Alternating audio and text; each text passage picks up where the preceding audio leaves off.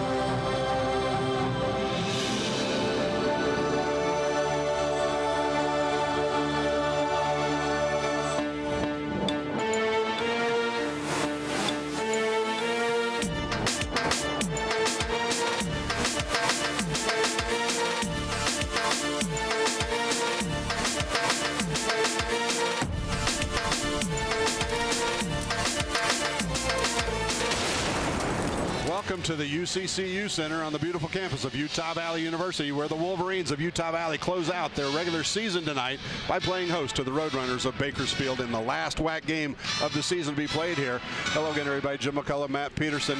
It's senior night, but you got a championship on the line, Matt. A lot of things going on tonight for these guys. Yeah, I think the Wolverines can't get caught up in what the festivities are going to be here for senior night, because there is still so much at stake, and they've got everything in the world to play for. I know having almost a week of preparation that will have been drilled into their minds, and they'll be ready. The Wolverines can win the title outright with a victory. They don't have to share it. But if they lose, they're still co-champs with New Mexico State, who's already finished their regular season with a conference record of 12-4. Utah Valley currently sitting on top with a 12-3 record. Then in third place, Grand Canyon, followed by Chicago State and UMKC. UVU has already clinched the regular season #1 seed. That means they've already clinched an NIT berth as well. So that takes a little bit of the pressure off. But now you've got senior night. You've got parents who've flown in here. You've got a lot of family coming to this game who otherwise might not necessarily have made their way here. You remember what it was like for you on senior night. A lot of emotion, I'm guessing. So much emotion. It's a fun night and it's a tough night. It's a fun night because you get to celebrate what these players have done for the years that they've been here. And it's a tough night because you know this is the last time that you're going to see them play. UVU's got 4 seniors playing their very last regular season home game tonight, led, of course, by the duo of Ben Aird and Holton Hunsaker. Ben going to finish his career as the all-time leading rebounder here at UVU. Holton, the all-time, well, you see it, assists, steals, et cetera, leader. He's also academic All-American. Those two guys have meant so much to this program. In fact, Holton hasn't missed a start in the hasn't missed a start at all in 4 seasons. He started every game as a freshman, sophomore, junior, and senior. And then you've got Taylor Brown and Keavi Enos. Keavi coming on in a senior starting spot this year, leading the WAC most of the season in three-point shooting. Taylor tearing tendons in his ankle, not having the type of year he wishes he had. 4 seniors, Matt, that have just meant so much to this program. You know, and when you're around the team and when you know about them, you know the hard work that they've put in, the sweat, the time, the hours, and coupling that with their schoolwork. They've given a lot to the university, and this night is going to be well-deserved for them, and we'll be a part of celebrating it with them. They'll honor the seniors post-game. After the game is when they'll do a lot of the stuff. They don't do it pre-game, too much emotion involved, especially when Holton's dad trying to get ready to coach the team as the head coach. All right, so we got the Bakersfield Roadrunners coming in here. It was an 8-point victory for UVU up at their place earlier this season. Let's talk about keys to victory for UVU tonight, Matt. Yeah, and the Roadrunners are going to look to play the spoilers in tonight's game. So for the Wolverines, they've got to be able to defend the perimeter. You have Isaiah Grayson, who comes in at the guard position, leading the team in scoring at 16 points per game. And you have to think that they're going to be a perimeter-oriented team tonight. They have to handle Bakersfield athleticism at different positions and different spots on the floor. And they have to overcome that senior night and conference championship championship jitters, because there will be a ton of emotion that will be on the court tonight, all night long. So it'll be key for the Wolverines to stay focused on the game, let the festivities and activities take care of themselves later. We told you the Wolverines are 12-3 in conference play. The Bakersfield Roadrunners 5-10. Depending on whether they win, lose tonight, and other games going on tomorrow, they're going to be seeded either 5th, 6th, 7th, or 8th in the conference tournament. So they've got a lot to play for tonight, too, because you really don't want to be seeded 7th or 8th and have to go through that. We'll talk more about that as the game continues. Hey, our Costa Vida pregame show continues after this break.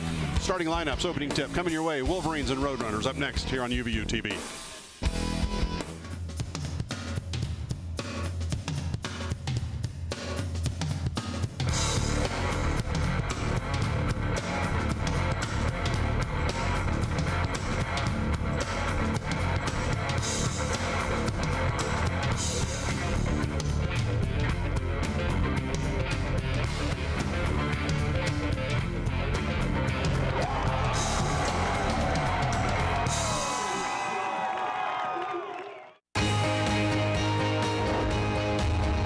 Brave and bold, silver and gold. We're on a mission. Aggie up. Bronx Country just got a whole lot bigger. Mighty Wolverines of UVU. Join the herd. Lopes up. Bold moves, big season, grew up. We are the new gold standard. We will be champions. We are the Western Athletic Conference.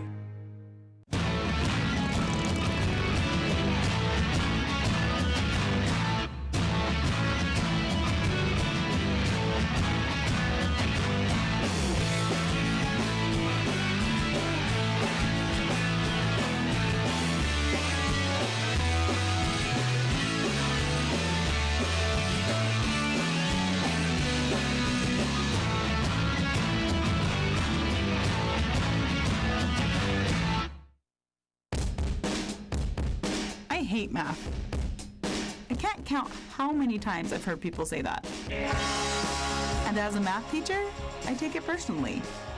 So, while working on my master's at UVU, I developed ways to help kids not hate math. Does engaged learning make a difference? You do the math.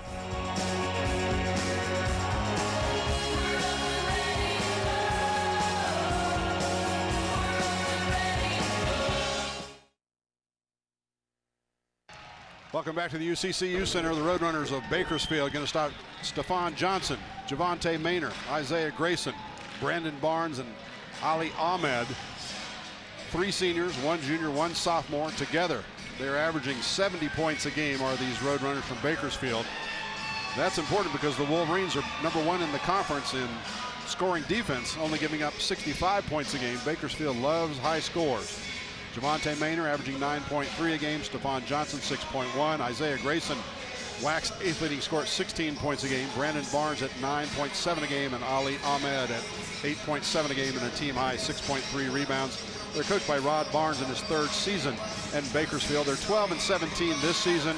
They're 6-10 away from home. And as we mentioned before the break, they're 5-10 in the WAC. They're playing tonight for either the number 5, 6, 7, or 8 seed in next week's conference tournament down in Las Vegas. And you got to figure they really would not want to be 7 or 8. They would like to be 5 or 6. The only way they can be 5th is if they win tonight. Bakersfield did a pretty good job in the first half at home against Utah Valley. That was back on January 4th, the first WAC game ever between these two.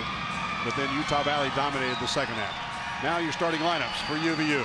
Here's Eric Allen. And now the starting lineup for our UVU Wolverines. At forward, a 6'5" junior from Boise, Idaho. Number 15, Mitch Bruni.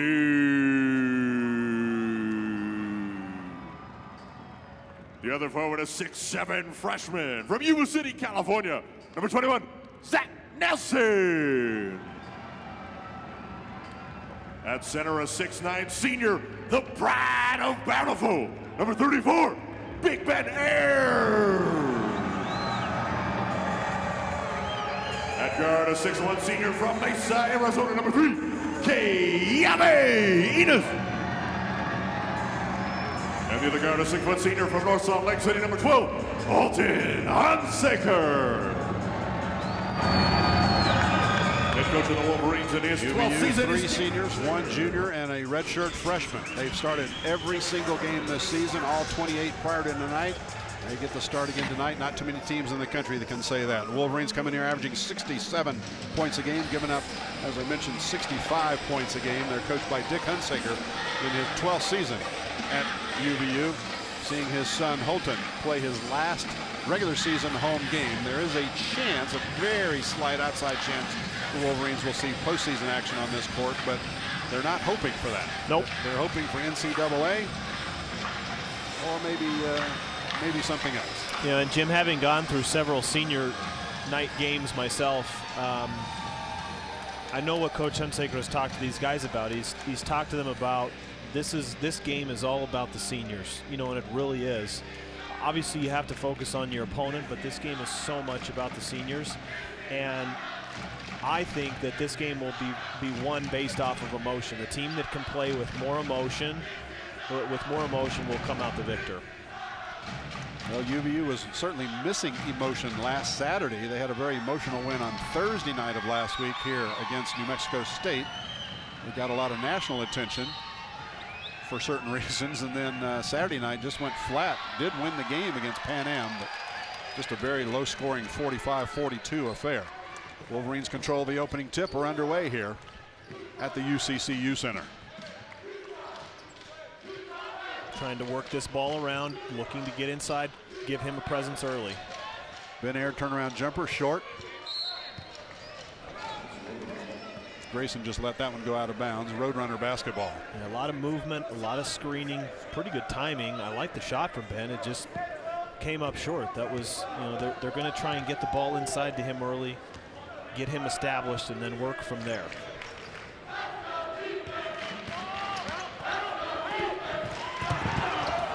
Ball on the floor. Bakersfield had it and traveled with it, did Stephon Johnson. And you see Bakersfield here off of the turnover, almost a full court man-to-man, not really a trapping type of press, but just full court pressure. The Wolverines do a good job of handling it.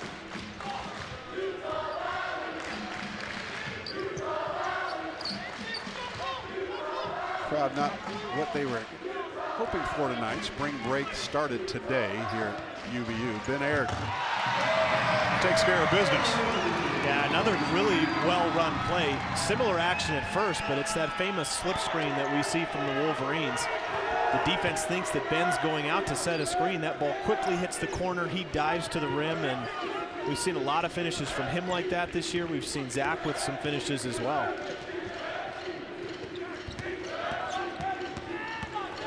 Grayson finds the seam to tie this thing up. Isaiah Grayson, 16 points a game and 4.2 assists a game. In fact, you've got the Wax #1 and #2 assist men in this game. Grayson at #1 at 4.2 a game, and then Holton Hunsaker for UVU at 4 assists a game. Currently in second place. Holton open for the three. Ben Aird fights for the rebound. Keavi for three. Bottom. A long shot equals a long rebound, and Ben in perfect position for that. And then it's tough for the defense to match up. Scrambling defense. Keavi finds a spot and knocks it down. UVU out in front, 5-2 here in the early going. Ahmed pulls the road runners to within 1. I'm interested to see this matchup. I think that Ahmed's got some pretty good size. He and Ben are very similar in height, very similar in body type. And let's see how they battle inside throughout the night.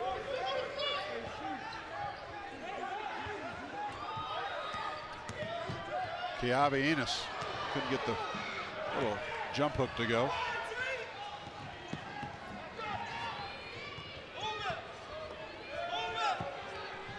Roadrunners looking to take their first lead of the night. Ahmed. A lot of physical contact inside. It'd be nice if they let him play like that all night, not call every ticky-tack foul. I agree. I think that was good rotation. Ben went initially over to double team, but the pass out happened and by Stephon Johnson, and Ben had to quickly recover, did a nice job of contesting the shot. Hunsaker misses the three, but Zach Nelson pulls down the rebound. Keavi misses his three. Bakersfield with the rebound. UVU starts 2 of 7 from the floor. They shot just 26% last Saturday night against Texas Pan American. Still won the game. Brunel 3-on-2. Keavi dishes to Brunel. The slam dunk was blocked by Ali Ahmed, sophomore from Egypt. But Brunel will shoot 2 on the foul. Yeah, and this was a good job of getting out in transition offense off of a turnover. Nice job of pushing the ball. You had Mitch push that ball, pass it ahead to Keavi. Zach did a nice job of filling the middle of the paint, sucking the defenders down, and just too many offensive players for defensive players there. You see Zach running down the middle, a nice drive here from Keavi, and then just an unselfish dish off and get the foul on Ahmed, and he's coming out. 6'9" sophomore takes a seat for Coach Rod Barnes' crew. Ahmed had 14 points in the first matchup between these two. Ben Aird battling it as the ball goes out of bounds off Bakersfield. Yeah, Ben doing a good job early on fighting for those offensive rebounds. We see him come up with the board, but they're changing the call. I think you had referee Dwayne Allen come in from the opposite end, opposite side, and confer with the underneath official and change the call. It's amazing how officials can see better farther away they are sometimes, huh? Yeah, sometimes when it's up close, when you're too close to the action, it clouds your view. Can't see the forest for the tall players, huh? Roadrunner basketball. It's 5-4. Utah Valley out in front by 1 here in the early going. Jumper up top.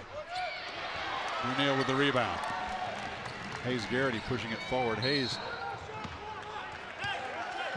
in the lane, and a blocking foul is going to get called that time against Brandon Barnes, son of Coach Rod Barnes. Brings us to our first media timeout. 15:39 to play, first half. Utah Valley up by 1. Hi, my name is Tony. I'm a student with UVU Automotive, and this is my classroom.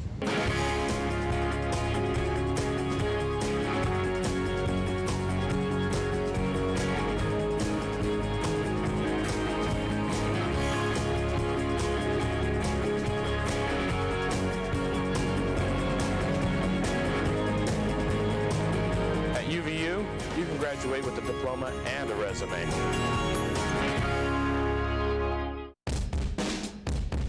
I hate math. I can't count how many times I've heard people say that. And as a math teacher, I take it personally. So, while working on my master's at UVU, I developed ways to help kids not hate math. Does engaged learning make a difference? You do the math.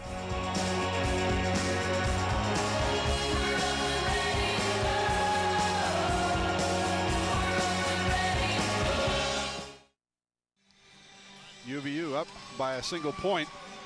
Mentioned that Coach Rod Barnes, in his 3rd season at Cal State Bakersfield, it's actually Rod, not Rob, sorry. That's probably my mistake.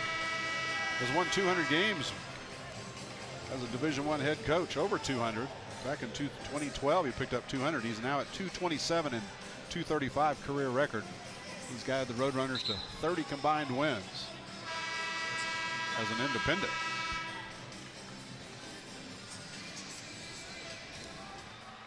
One thing I'd like to see tonight from the Wolverines, we know throughout the season they've done a really good job shooting the three. The last several games they've really struggled from beyond the arc. I'd like to see them as a team tonight as we get going into the conference season. Get them a little bit better on their outside shooting. Well, Garrity went in for a slam and missed it. Taylor Brown, senior, missed that one. Bakersfield with a rebound. Yeah, that was a great drive from Hayes. I mean, what aggression. We haven't seen that from him, attempting to dunk the ball on a drive. What a play from him. Hunsaker trying his best to stay with Tyrell Corbin. Hunsaker going to pick up his first foul. And team's first.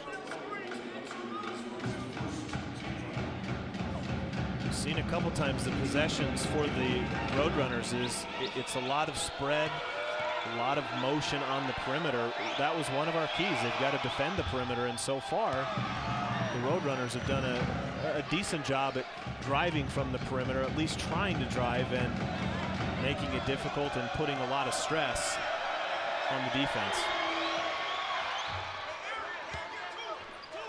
There's the foul on Hunsaker. Corbin did hit the second free throw.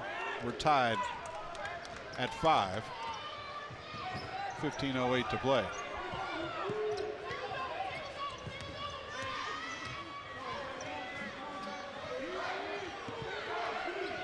Hayes Garrity open for the turnaround jumper.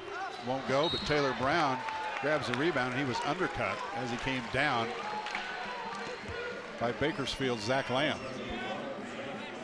A nice job of crashing the offensive glass there from Taylor. He used his body. He had the inside position. He didn't go over the back.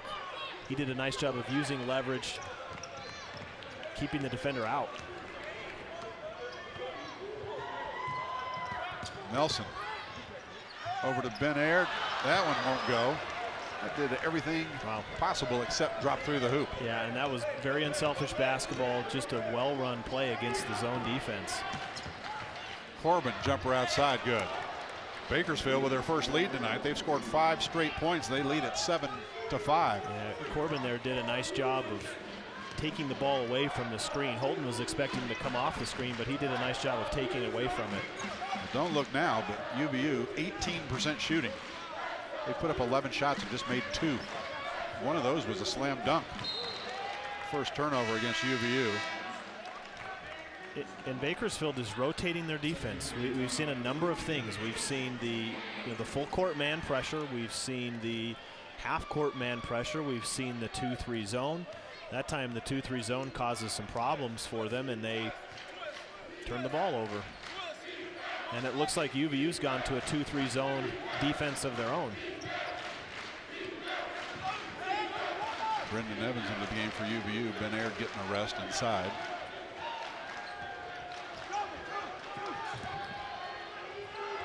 Three-point attempt outside, no good from Bakersfield. Evans pulls down the rebound.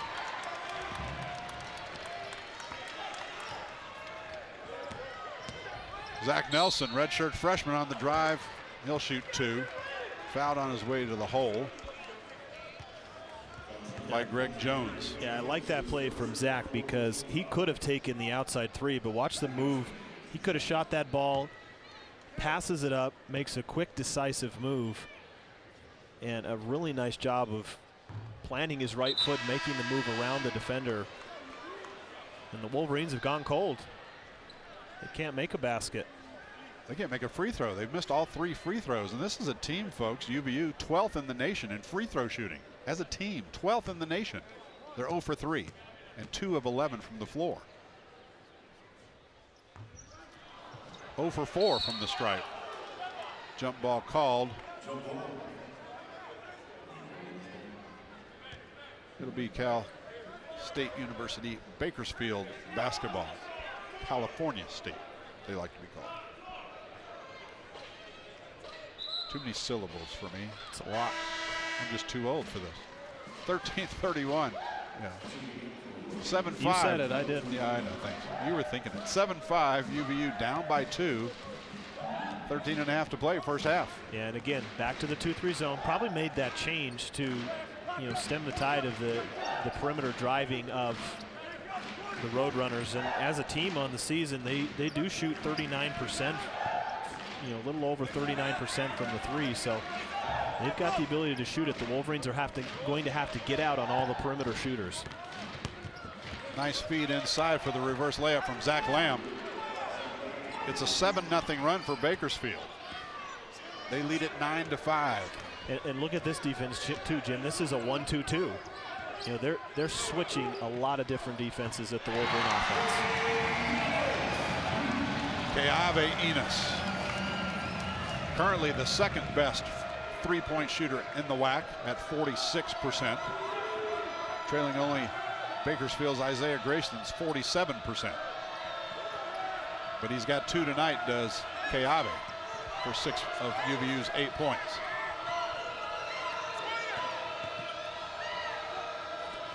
And see what this zone does. It makes them a really perimeter-oriented team. They haven't looked to get that ball inside. That's what the zone is trying to do.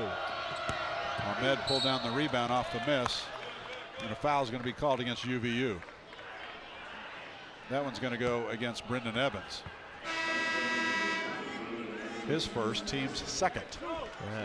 Pretty good flash there into the middle of the paint from Abdul Ahmed. Chad Ross into the game for UVU. Now used 9 of their available 10 players have the Wolverines the first 8 minutes of this game. Yeah, Wolverines now going back to a man-to-man, so they themselves switching up the defenses a little bit. Corbin kicks it outside. A little miscommunication that time. Barnes thought his teammate was going up for the shot. Ahmed thought Barnes was going to be there for the pass. Wolverines trailing by 1.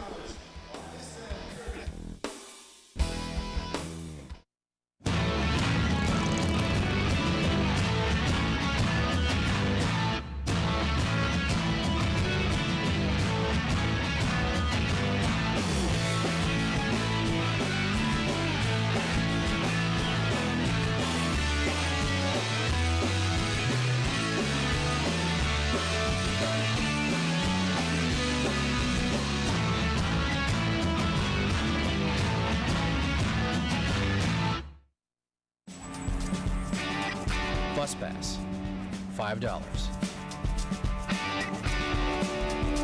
UVU t-shirt so you can impress the ladies, $25. iPod Nano, $120. A degree from UVU so you can afford your own car someday. Priceless. For everything else, there's student loans. UVU, for those not familiar with Utah Valley University, located in Orem, Utah, about 45 minutes south of downtown Salt Lake City. Dick Hunsaker, 12th season as head coach here. NCAA Division I. Just got off that provisional status a couple years ago. Brand new members of the WAC, Willie the Wolverine. Colors are green and gold. 32,000 students attending UVU this semester here in Orem. Tyrell Corbin, junior from Columbia, South Carolina. I know you want to talk more about him in a second.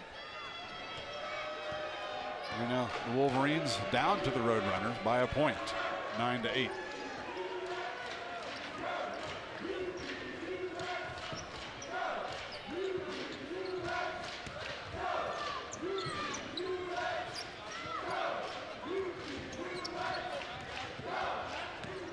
Hunsaker directing traffic. Still 10 seconds to shoot. UVU basketball.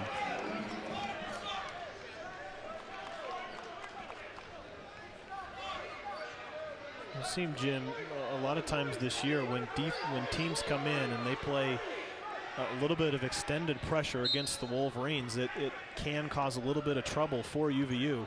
Got to recognize here they do have 7 seconds left on the shot clock. Hunsaker, long three outside, bottom. That was a nice job of Holton not panicking. He realized the shot, the time, one simple pass, the ball comes right back to him in a deep three. Nice job not panicking and getting the shot that he knew he could.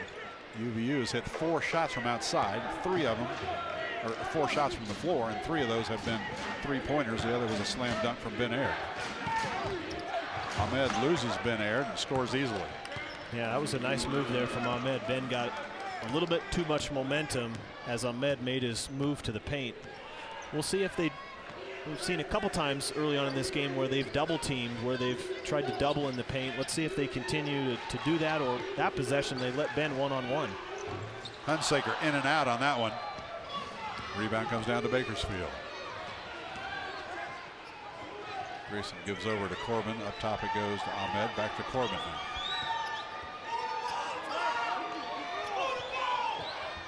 Jumper way outside for three. Too hard. Kept alive, but a whistle on that play to keep alive. Going to go against Bakersfield's Ali Ahmed. For Ahmed, that's going to be foul number 2. Yeah, that's going to hurt. He's likely going to be coming out of the game here, especially on a play where it's a long rebound. He just tried to swipe that ball away, but a good job of Ben boxing out at the free throw line, which is a very difficult thing to do.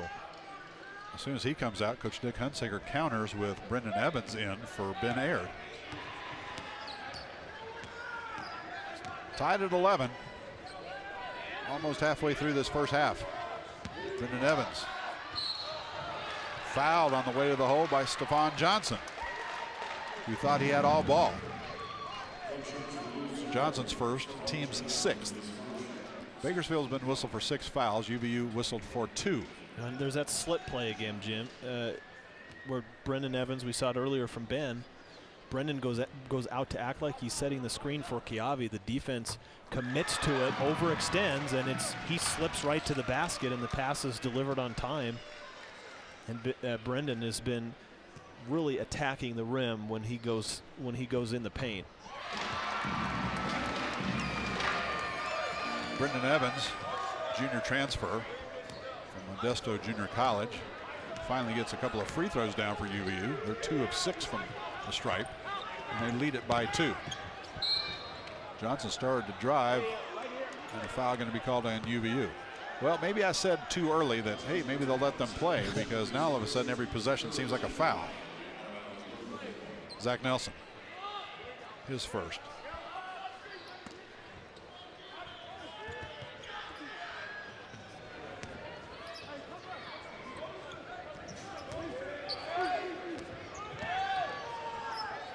Barnes gives it to Ahmed. There comes that double team. That was great defense because that ball went inside to Ahmed. Zach was reading him the entire way. He let him take 1, 2, maybe 2 quick dribbles, and he came over, and Ahmed panicked and threw that ball away. So great timing on the double team. The Roadrunners have 2 players with the last name Ahmed. Abdul is in the game. Ali is on the bench. Brendan Evans with it for UVU. Shot blocked. Looked like a clean block by Abdul Ahmed. But the foul's going to be called on said Abdul Ahmed, the redshirt junior from London, England. This is a pretty international team, these Roadrunners. Got players from Barbados, from London, from Egypt. 11 out of 13 players are transfers from other institutions as well. See Brendan working the ball inside. As you said, not a whole lot of contact there up top. But Brendan knocks down 1 of 2. 3 straight free throws from Brendan Evans. UVU leads it by 3.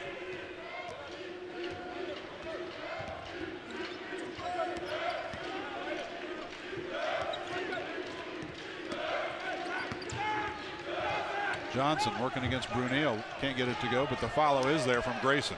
Now, it's not often you see your point guard all alone inside with a putback off of a missed shot. But that's where Grayson was, and he finishes.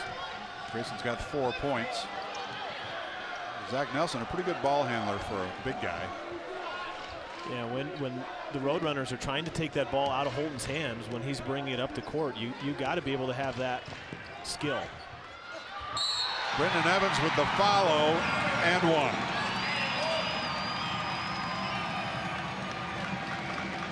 That one's going to go against Brandon Barnes. Yeah, we see it time and time again.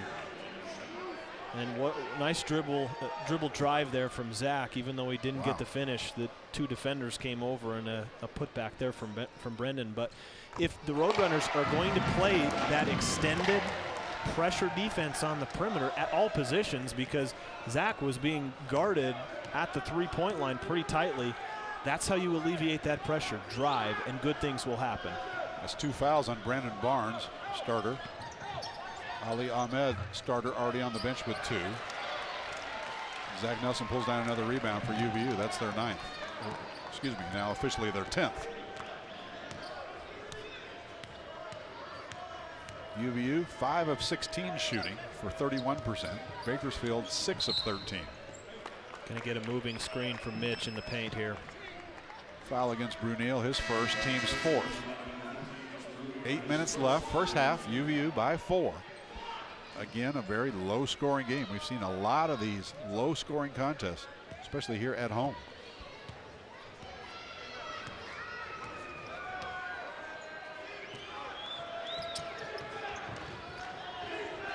Look at this offense from the Roadrunners. No one really looking to post up.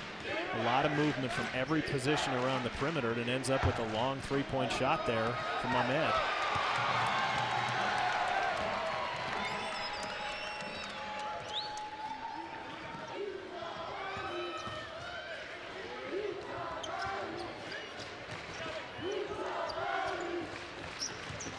Brendan Evans lost the handle on the way in. Bakersfield comes away with it.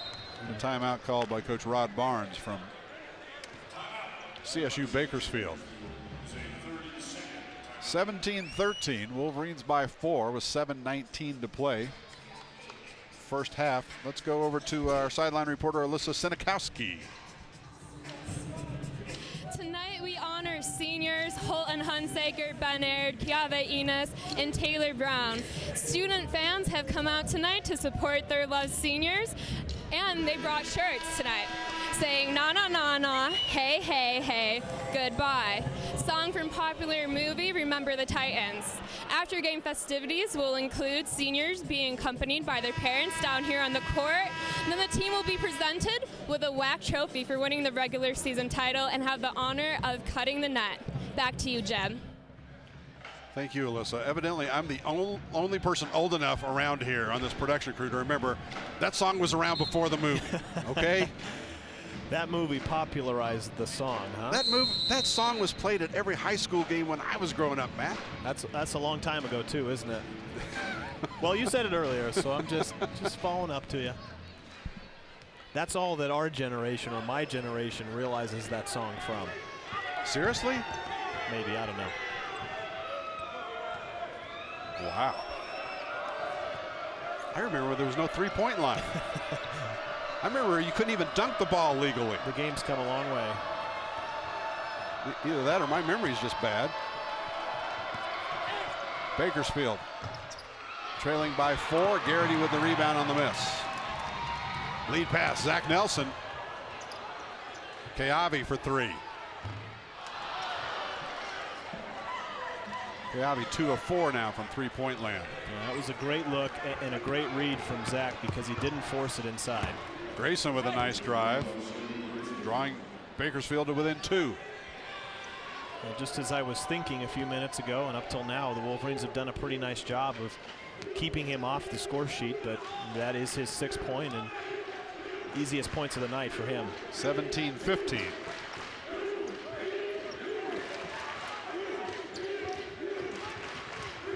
Hunsaker goes around Maynor, does score. I don't know if they're going to count it. Javante Maynor, nope, they will not count the basket. Javante Maynor fouling Holton Hunsaker. Yeah, they're going to call the foul right there and wave that off pretty early. When we get back from this media timeout, Holton Hunsaker might be at the free throw line. They fouled him in the act of shooting? No, obviously not. It wouldn't count. Wolverines by 2. They say the devil is in the details. And in here, there are a lot of details. Flavor, color, texture, temperature, presentation. It all has to be flawless. Pressure? Maybe. But with engaged learning, I get a lot of practice. And I'll bet your homework never tasted this good.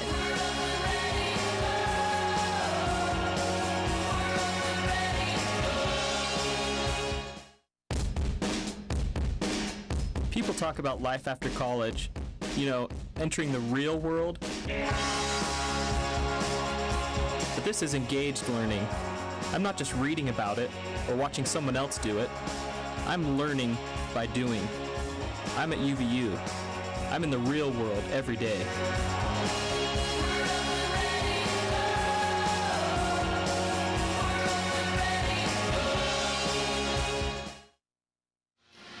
Holton Hunsaker not going to be at the free throw line. By the way, 2 father-son combinations in this game.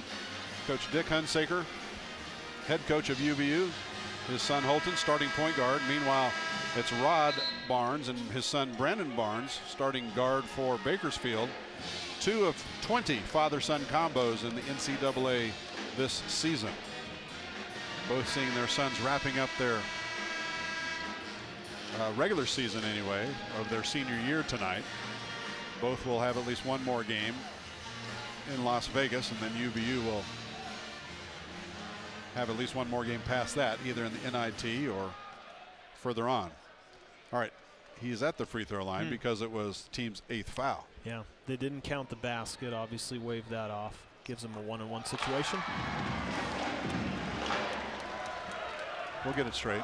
I'm still wondering about that song, quite frankly. Holton Hunsaker, 4 points so far tonight. Make it 5. He's the second leading scorer tonight for UVU. Brendan Evans off the bench with 6 points. Keavi Enos also with 6. Just under 6 minutes to play first half. Grayson tried to feed inside, ball batted away. Wolverines come away with it. Oh, wow. What was that call? They're going to call an offensive foul on Ben Aird. But if that's not how you post up, I don't know how you post up. That was an unbelievable call because that was picture perfect of how you post up in transition. Wow, that unfortunate call there because that was not a foul on Ben. And you, my friend, are not prejudiced at all. Not at all. Ben Aird's first foul, team's 5th. Wolverines hanging on to a 4-point lead with 5.5 to play first half. Corbin off the glass. 2-point lead for UVU. Yeah, again, the penetration of the guards from Bakersfield has given the Wolverines some problems. They're drivers. They haven't shot many outside jumpers tonight, but they're active inside the paint. They're looking to drive and get easy baskets.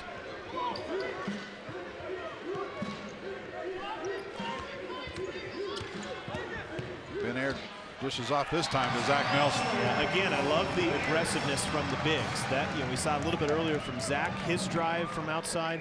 If Ben is going to be pressured from outside or Zach, they can handle the ball. Drive, cause the defenders to help, and look to dish off. And Zach's going to pick up his 2nd foul here. Redshirt freshman, first Wolverine with 2. Barnes and Ali Ahmed, already with 2 each for Bakersfield. They've been on the bench a while. Brunel checks in. Zach Nelson will take a seat. Bakersfield with a smaller lineup, you know, with their guards, they do have 3 small guards in there. That's why Coach Hunsaker brings in Mitch Brunel, playing the power forward position. Greg Jones misses from point blank. Ben Aird does not miss. Yeah, again, another really nice job of running right down the middle of the court, posting up, pinning the defender behind you in transition. He had no chance to get around, and Ben with the right-hand finish. Wolverine shooting has actually improved all the way up to 35%.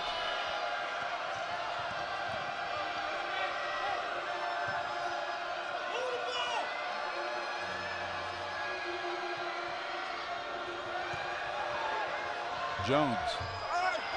That one won't go. Brunel tracks down the loose ball. Yeah, and a nice job there because 4 out, 1 in motion from Bakersfield, and what that means is that you can't really double team. There's not another big inside the double, and so Ben did a really nice job challenging the shot when he was, you know, there playing one-on-one. Garrity will take a 3. Bottom.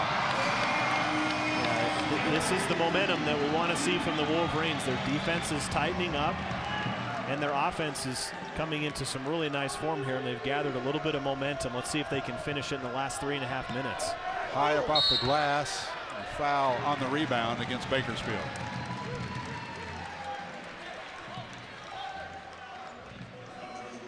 Eric Kinney being called for the foul, his first. Wolverines on a 7-0 run right now. They lead it by 9.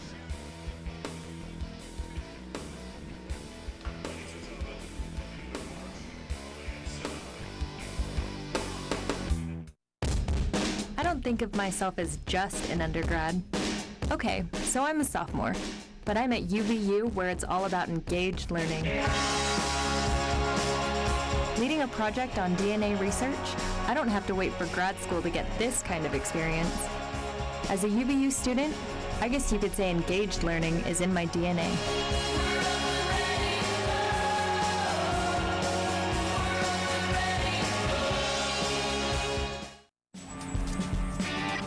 Bus pass, $5.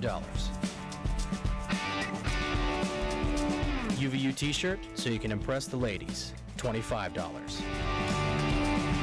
iPod Nano, $120. A degree from UVU so you can afford your own car someday. Priceless. For everything else, there's student loans.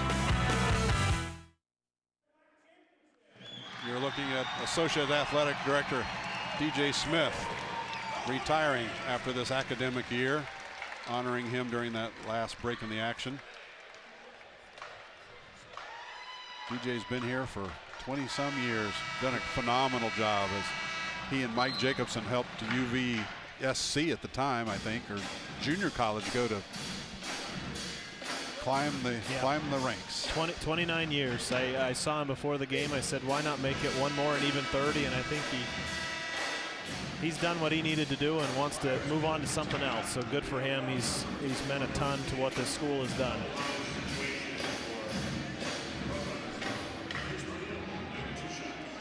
Tenth team foul against Bakersfield puts Mitch Brunel at the free throw line. Missed his first 2 tonight. 8 straight points now for the Wolverines. Yeah, they've gone on a little bit of a run here.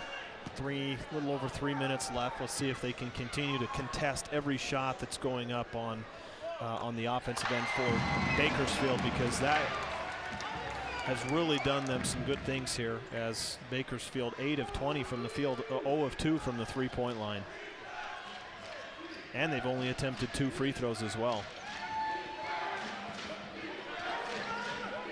It's been 2.5 minutes since Bakersfield has scored anything.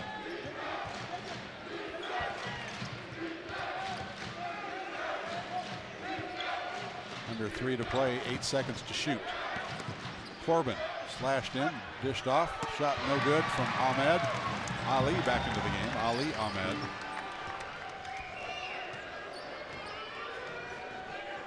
Out there with 2 fouls, as is Barnes out there with 2 fouls.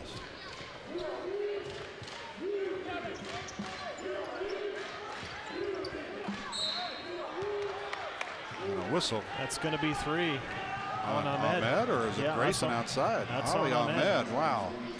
Well, you sort of wish they wouldn't call it this tight. Yeah. On either side.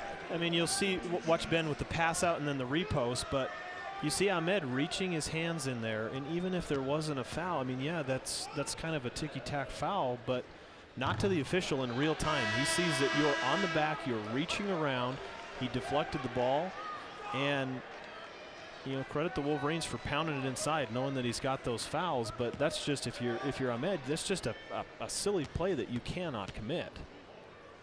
3rd personal, 11th team foul. 10 straight points for the Wolverines now. Wolverines clinch the regular season championship. Sole possession of first place at the end of the regular season if they win here tonight. If they lose, they share the title for the regular season with New Mexico State. And because UVU has the tiebreaker, they've already clinched the #1 seed and the automatic NIT berth. Corbin drives in, hits Kayavi in the mouth on the way up. Kayavi's going to get called for the foul. Wow, put his mouth in the wrong spot. Yeah, he took that one hard on the chin, and that was, I believe, the shoulder from Corbin. But you know, watch the crossover move here. You see Kayavi.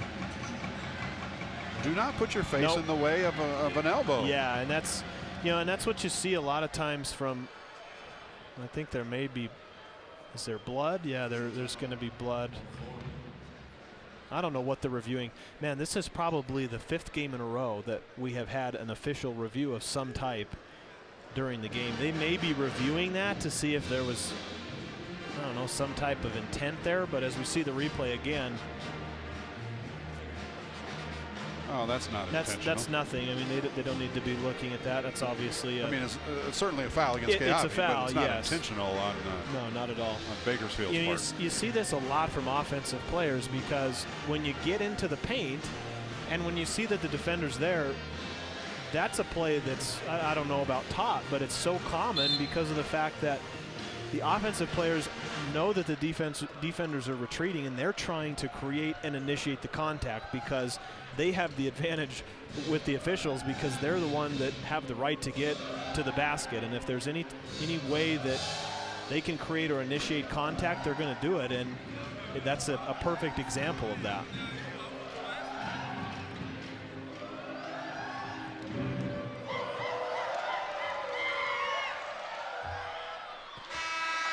What I was going to mention about Tyrell Corbin, who's at the free throw line, Jim, he's a local guy. He was a 2011 graduate of West High School in Salt Lake City, and he was named Mr. Basketball by the Deseret News here in 2011, and his father is of NBA fame. He's the head coach of the Utah Jazz. So, is Dad here tonight, or the Jazz on the road? They're playing in New York City at the moment. Well, it may be over now, but they were playing in New York against the Knicks. Well, maybe Dad's tuned in online tonight. If so, your son's got 7 points, Coach.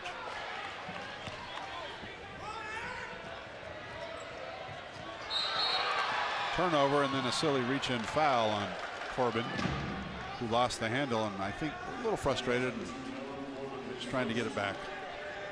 1:44 to play first half. Wolverines by 10. They've led by as many as 12. Bakersfield has led in this game by as many as 4 back when it was 9-5. Yeah, I think the offense has come around a little bit in the last few minutes, and the Wolverines are getting some easy opportunities going to the free throw line, but their defense has really impressed me in the last few minutes because it hasn't been easy. They've tightened up the dribble penetrations that the guards have had.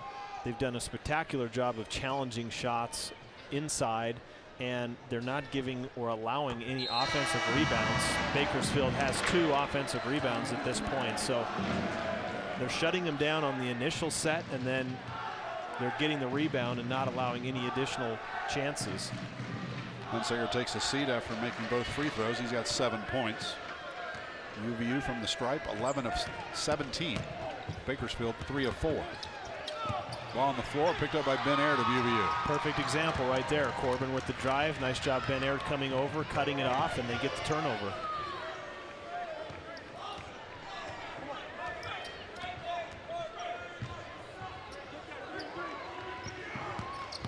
Senior Taylor Brown lost the handle on that drive. Turnover Wolverines. Grayson, long 2. 10-point lead for UVU now. And Grayson halfway to his season average. He averages 16 points on the year, so no other player for Bakersfield averages double figures. So they're a well-balanced team below Grayson, but he's their guy. He's their leading scorer. He's the man they go to on offense.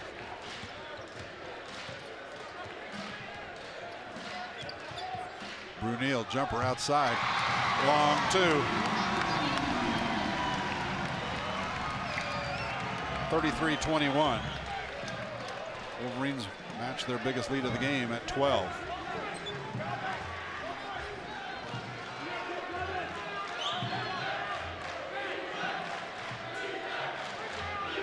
Bakersfield looks like they'll go for the last shot. Trailing by 12.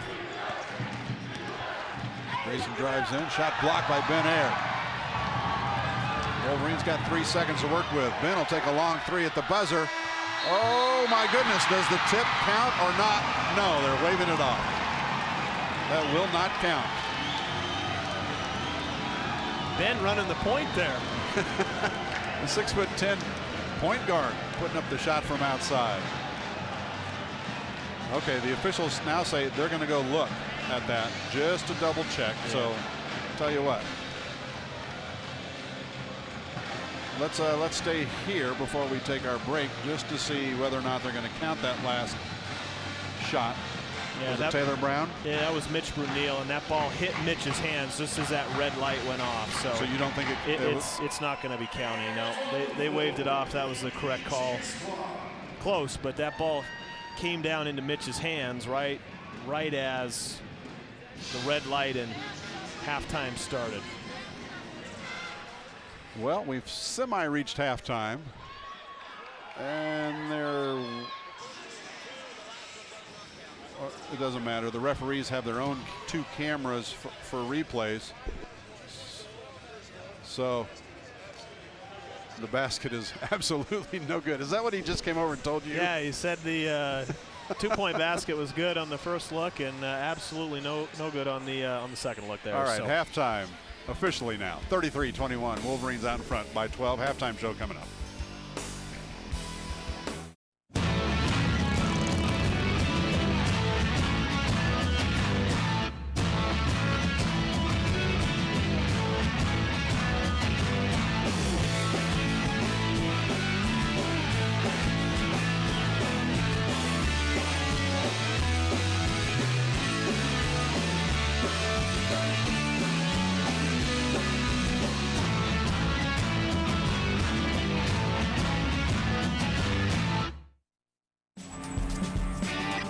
Bus pass, $5. UVU t-shirt so you can impress the ladies, $25. iPod Nano, $120. A degree from UVU so you can afford your own car someday. Priceless. For everything else, there's student loans. Back at the UCCU Center, Jim McCullough and Matt Peterson. UVU leading at halftime, 33-21. This is the 10th meeting between these two teams, and UVU this season has only lost 1 game when they have trailed at halftime. Hey, I'm joined by none other than my good friend Roger Woolstenhume. Did I get that right? I can never say your last name. You were perfect, Jim. Really? Yep. Do not ask me to say that again. Okay. You probably have to spell your last name as often as I have to spell my last name, don't you? Every day, many times. Roger is the director of the Wolverine Club here on campus and has a reputation of being the nicest guy on campus. So I'm going to do my best to mess up one of those two things tonight. All right, tell us about the Wolverine Club. What's going on? You know, Jim, there's so much excitement. I've been involved on campus here as a volunteer for 12 years now. And I've been president of the Wolverine Club board for the last 9 years. And it's just exciting. This conference affiliation has really brought out significant energy, not only in the fans, but also in the student athletes. And the conference affiliation brings for the first time an automatic qualifier for the conference tournament champion. And you guys got big plans down in Vegas? We have great plans. This is a dream come true for this program. You know, we were the only school in NCAA history to make the jump straight from junior college to Division I. And that was about, 7 years ago, if I remember? 8 years ago? It was 8 years ago, or maybe even 1 year past that. We spent several years in provisional status with the NCAA, and then we're able to become a member of the Great West Conference, and of course this year, a member of the WAC, which takes us to next week in Las Vegas, where we'll have an opportunity to compete for an automatic bid to the NCAA tournament. So next week we have lots of our fans going down, staying at the Orleans. We have dinners planned. We have a large block of seats. So it's going to be very exciting for the fans that choose to go down to Las Vegas to support the Wolverines. Still got ticket packages available? There are tickets available, even at a discounted price. So you can contact the ticket office here at UVU, and they'll hook you up with seats. All right, Roger, we will see you in Las Vegas. Thanks for taking the time to drop by. Thanks, Jim. It's a great time to be a Wolverine. It is certainly a great time to be a Wolverine, as the Wolverines have already clinched the regular season top seed and the regular season co-championship, and 12 points leading at halftime. Back with your second half coming up next here on UVU TV.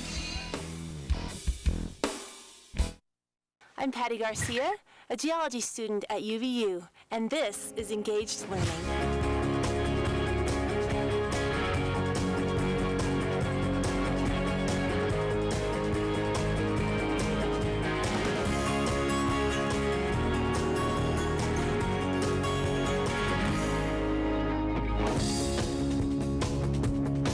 At UVU, I'm learning by doing.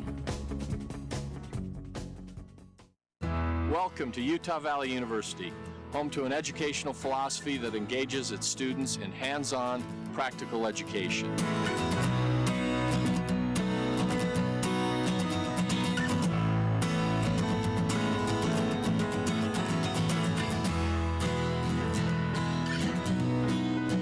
I invite you to learn more about one of Utah's largest, fastest growing, and most dynamic universities.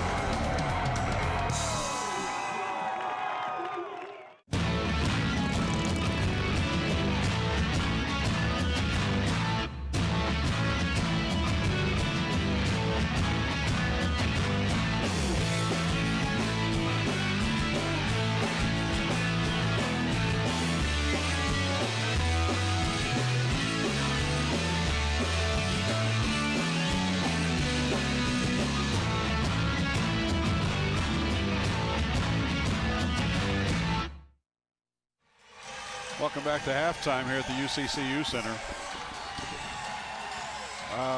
Don't adjust your sets. Those are not the UVU cheerleaders. Who are those? Jeans Lovely Golden Girls. young ladies, Matt. They're named the Jeans Golden Girls. Really? Yes. Good. And this is the best part right here at center court.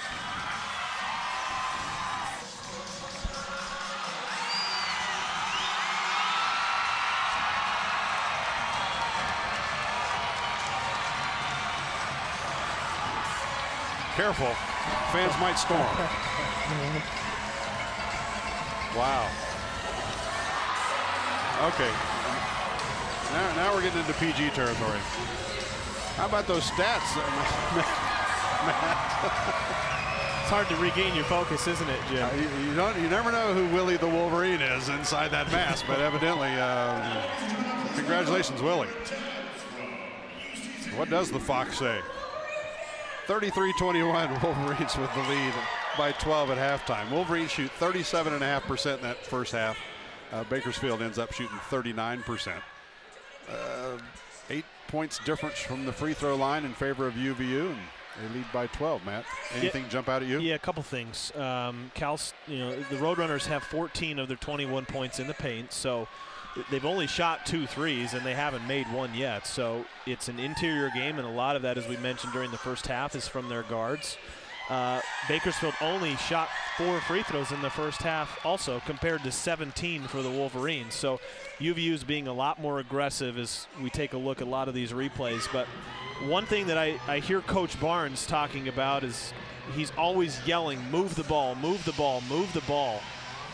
Bakersfield only had 1 assist in the first half. Granted, they had 9 made baskets, but they only had 1 assist in that first half. So you compare that with the Wolverines' 7 assists on 9 field goals.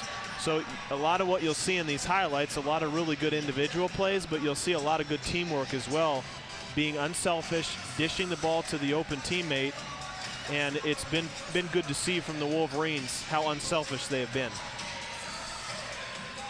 Wolverines out-rebounded Bakersfield 18-13 in that first half. Nobody in double figures in that first half.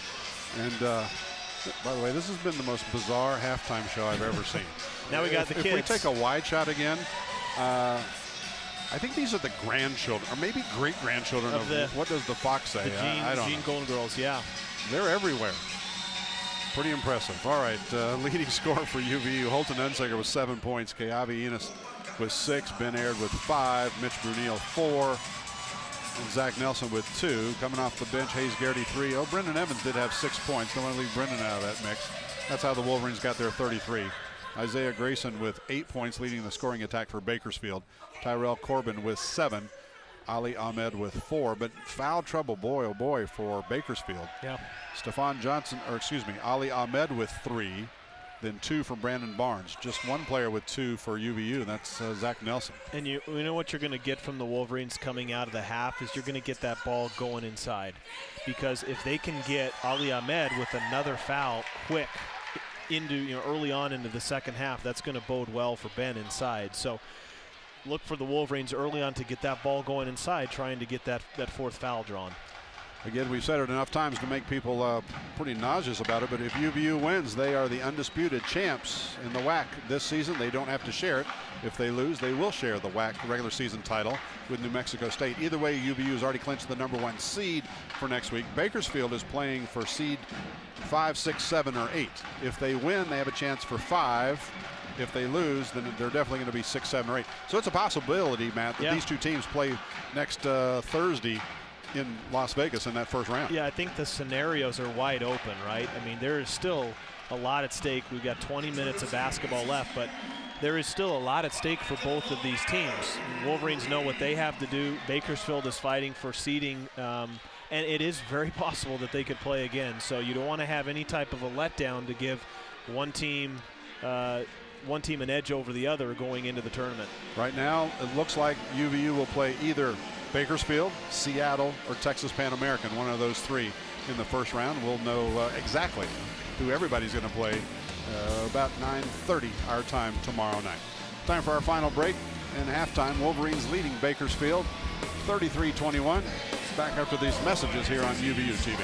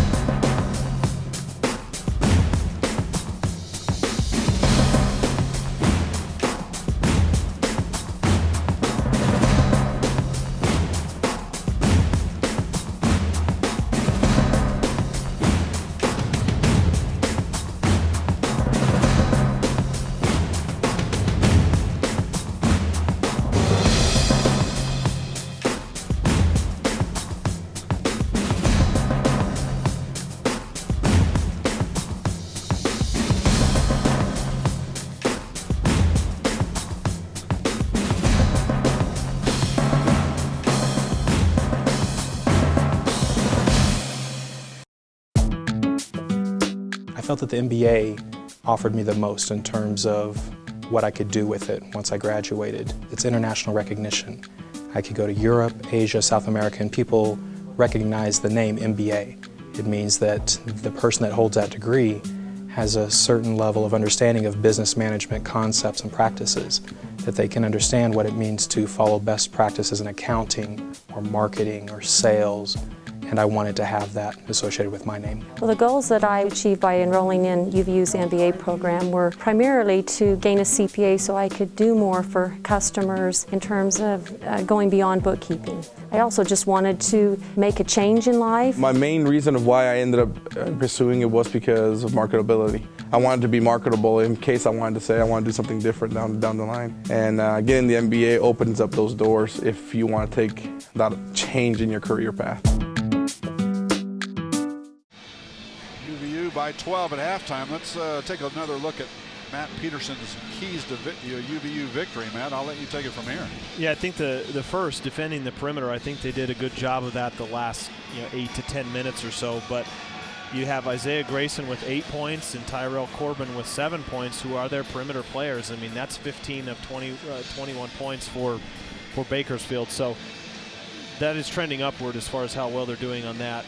Handle Bakersfield's athleticism. I think Bakersfield, where they've really challenged the Wolverines with that athleticism, is on defense, and they've really tried to pressure them out of their comfort zone on offense. But I think that they've done a really nice job driving and being aggressive against that athleticism, and then overcome the senior night and conference championship jitters. I think the honest feeling that I have about it is you're probably worried about it when you're getting ready to start the game or in preparations coming up to it. But you know, honestly, as soon as that ball is tipped, you're not thinking about that. You're in the moment of a basketball game. You're competing.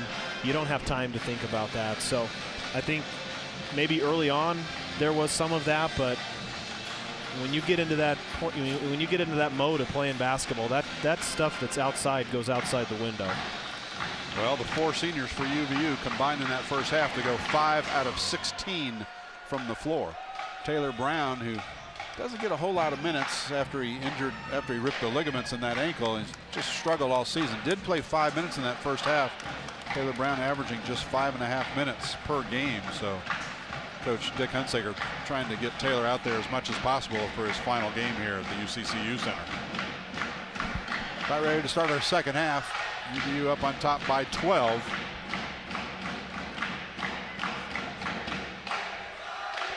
Again, I think what you're going to see early on here is that ball trying to go inside. And key for Ben, be patient, take his time, do what he does inside, and don't force anything, because you're going to have opportunities for kickouts, because you have to believe that Bakersfield's going to be aware of that, and Ali Ahmed's going to be aware of that too. Wolverines 20 minutes away from locking down their first ever WAC title. Their first year in the WAC. They would love nothing better than to not have to share this thing. Same play at the start of the first half for UVU. Start the second half. Same thing with Bakersfield. Ahmed out there with 3. Barnes out there with 2 fouls. For UVU, Nelson's out there with 2. Yeah, and Coach Barnes right in front of us, switching the defense on the inbounds pass to start the half. They were in man-to-man. They made a quick switch to a 2-3 zone. 10 seconds to shoot. Ben Aird inside. There you go. Great screen there from Mitch Vanille. Sealed off Ahmed, and Ahmed's going to be playing tentative because of the foul situation. So, and you're going to get a moving screen here on Brandon Barnes. Chiavienas hit the floor. And for Barnes, that's foul number 3. So now Barnes and Ahmed out there with 3 each. And Barnes averaging just about 10 points a game. Ahmed averaging just under 9. So I'm sure the Roadrunners can afford to lose either one of those guys if they have any hope of getting back in this thing.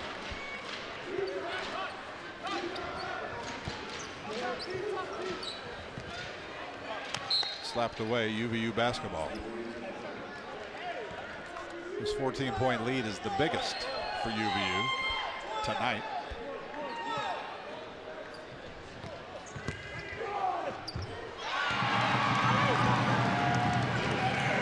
Make it 16. Yeah, really nice job from Ben, filling space.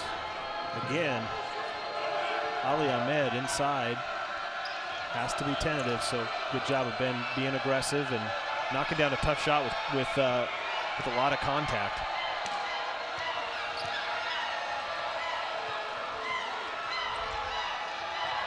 Grayson for 3. Yeah, if you can make a couple of passes out of a double team. Ali Ahmed got that ball inside. Ben was guarding him one-on-one. Zach came over for the double. The ball was perfectly reversed, and then one additional pass. It's impossible for the defense to fully recover, and that led to that open 3.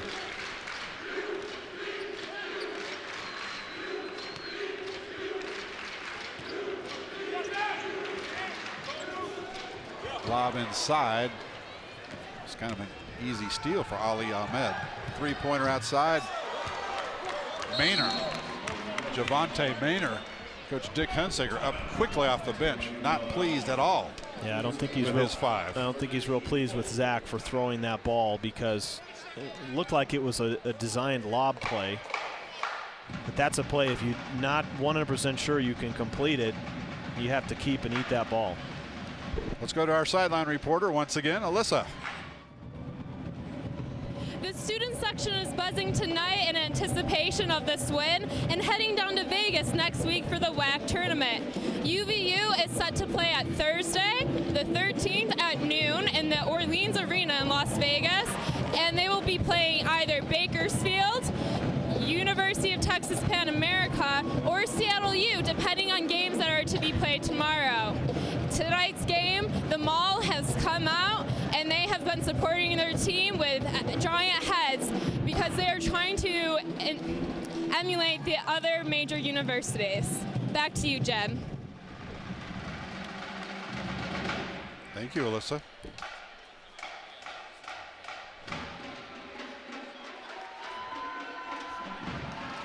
(37-27), UVU by 10. Is she saying that other universities have big heads? I think so. Okay, I just wanted to get that clear.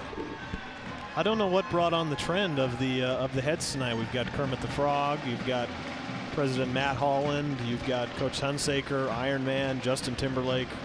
Well, a couple of those, yeah, you got big-headed guys. Yeah, I guess. Okay, I better shut up because I.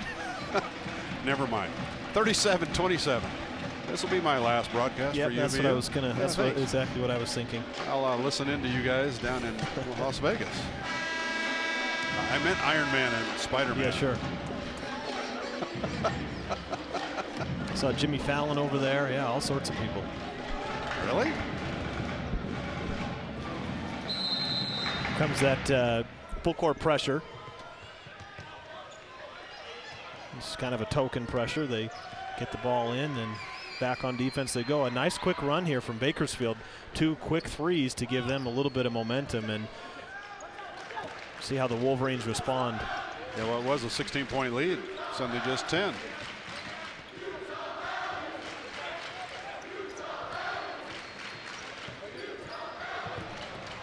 Maynard doing his best to keep the ball away from Mitch Brunel. It's amazing, too, what a quick three or a couple quick baskets can do for your defense because 8 seconds left on the shot clock here. Roadrunners with a lot of energy. Brunel for 3. That won't go. Johnson with a rebound, or Grayson with a rebound, rather, for Bakersfield. 3 back the other way, and the Wolverines battling each other, lost it out of bounds. Bakersfield basketball. In the first half, we only saw 2 3-point attempts from Bakersfield. They're not even 3 minutes in, and they've got 3 quick attempts, 2 makes. Seem to be open to shooting the long ball a little bit more. 3 minutes gone here in the second half. Wolverines by 10.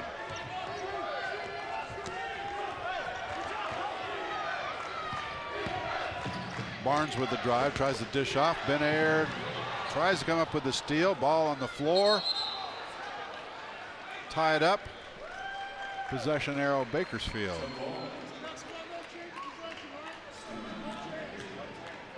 Good hustle there from both teams.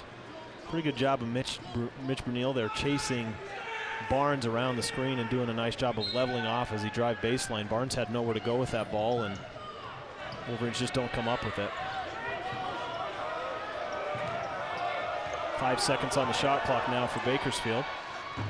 Long 2. Jones with the rebound and the putback. Again, Jim, it's so amazing what Coach Hunsaker used to always talk about. You never know what one play in a game can spring you and can give you a little bit of energy and a little bit of momentum. It seems like that first 3 that they knocked down, and they knocked down another one. They get some misses from the Wolverines, some turnovers, another basket, and they've got all the energy in the world. Hunsaker misses from the corner. Bakersfield on the run. Maynard working against Enos. Draws some contact. He does score. I don't know if they're going to give him that shot or not. Keavi Enos picks up the foul.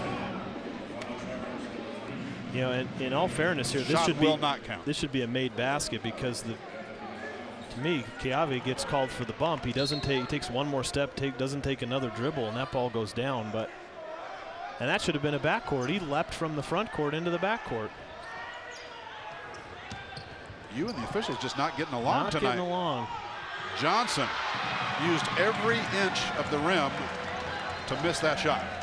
I remember these officials from games when I played, so here's my chance. Oh, no. Oh, I might as well just turn my mic off and let Matt go at it now. And a whistle against the Roadrunners. Isaiah Grayson, his first. Media timeout. Wolverines leading by just 8.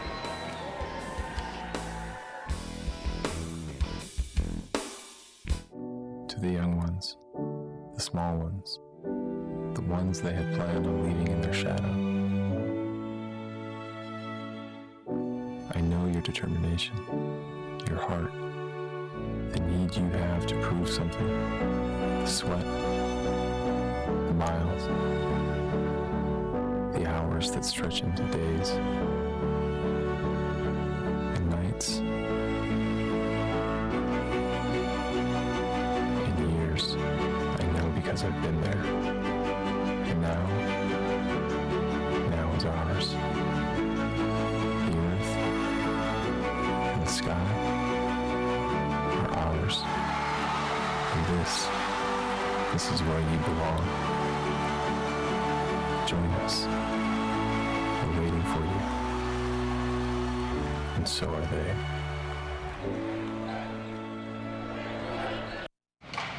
But a pretty good basketball game going on right now with 15:47 to play. Wolverines' lead of 16 has been whittled down to 8.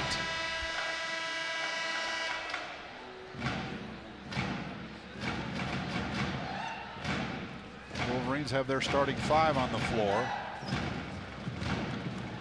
Johnson, Maynard, Grayson, and Barnes out there. They started the game. Ahmed's on the bench with 3 fouls. He's replaced by Jones in the lineup for Bakersfield. UVU basketball. Long in that last foul on Grayson, his first.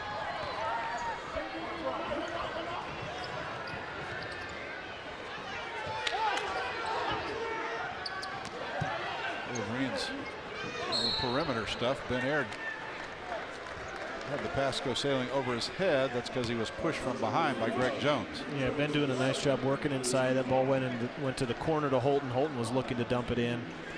Gets reversed around the perimeter, so Ben's doing a good job working inside, and his teammates are trying to get the ball into him.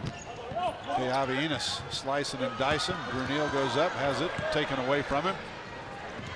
Bakersfield basketball. Johnson coming away with it. Grayson for 3. It's an 11-0 run right now for Bakersfield. It was 37-21. It's now 37-32. And they're doing it from deep. I mentioned at halftime that it was all about shots inside the paint. Second half, it's been all about shots from beyond the three-point line. And a mix-up in transition defense as Grayson had all the time in the world and all the space that he needed. Walked right into that 3. UVU has gone over 4 minutes without scoring a point. Keavi misses. Bakersfield on the run. 2-on-2. Barnes lost the handle. They'll slow it down.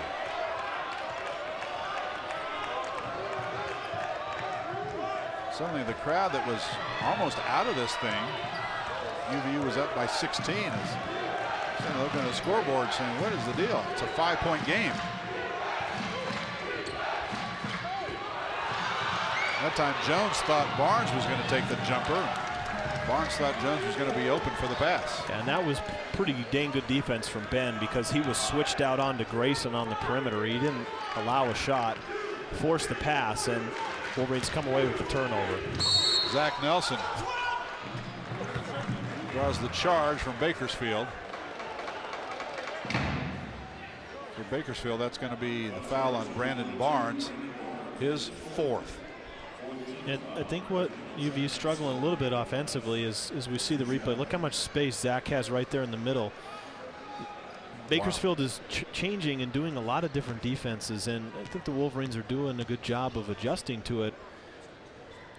You just haven't been able to run their offensive sets, but a play like that is good because Zach gets that ball in space and has a lot of options. He can look to pass, look to drive, look to shoot. Made the right read there. It's the first point for a Wolverine player in 5 minutes and 2 seconds.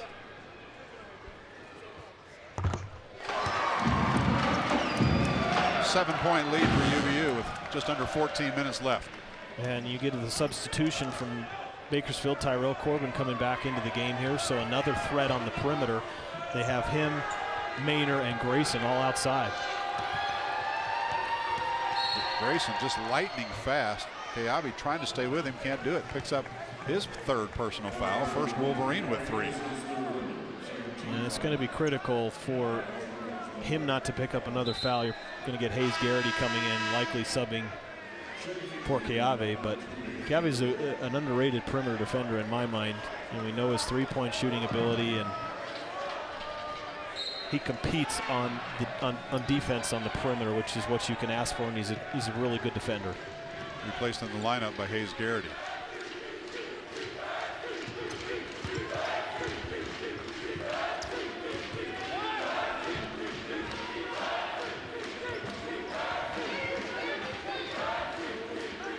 Grayson for 3. Johnson missed the slam, but got the follow. Tough play inside by Stephon Johnson, who's got his first 2 points of the night. So here comes another switch of the defense. They've gone 2-3. They've gone 1-2-2 now. Nice cross-court pass from Ben. Garrity misses the 3 from outside. Bakersfield with a rebound. Johnson driving again. Ben Air with the rebound this time.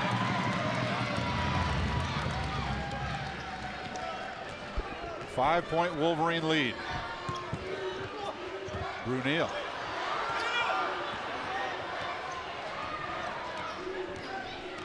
Grayson, or excuse me, Maynor off the glass. Officials going to look at each other and decide whether that counts or not. Yeah, it will count. And that's going to be foul against Garrity. Yeah, you get the turnover. Bakersfield, that is, they get the turnover, they get out and running, they have the advantage.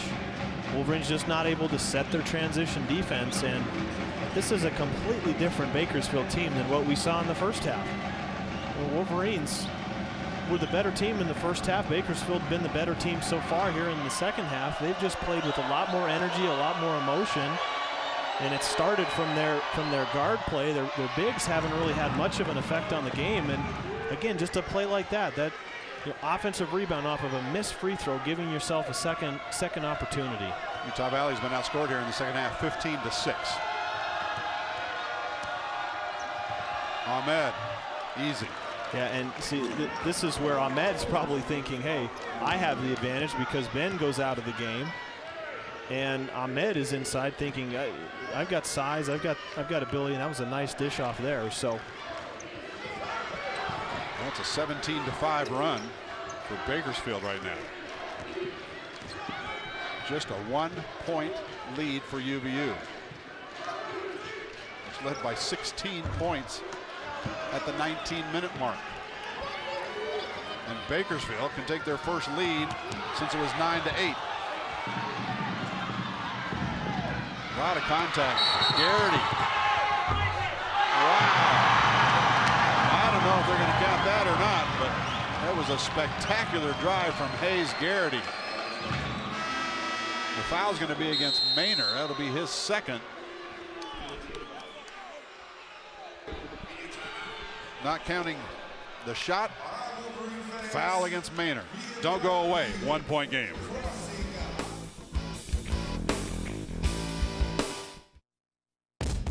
I had an idea. Lots of people have ideas. But engaged learning helped me develop my idea and make it real. And now with sales over $1 million, best assignment ever.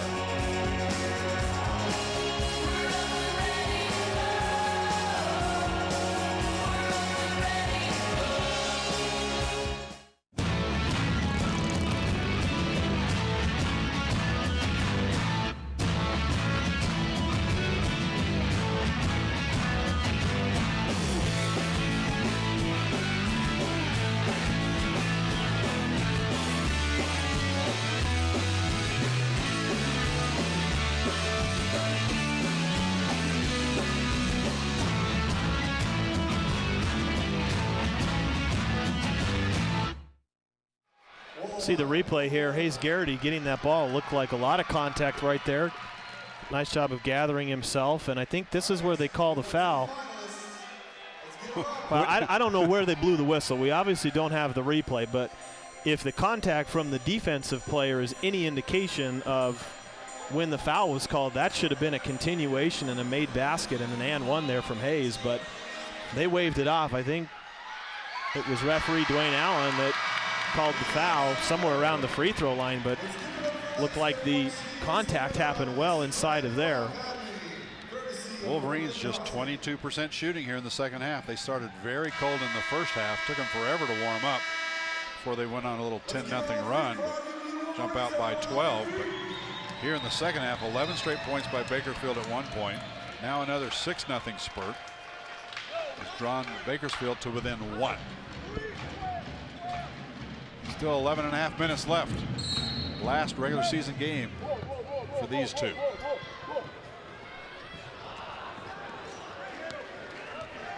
Maynard almost coming up with a steal on the inbounds pass.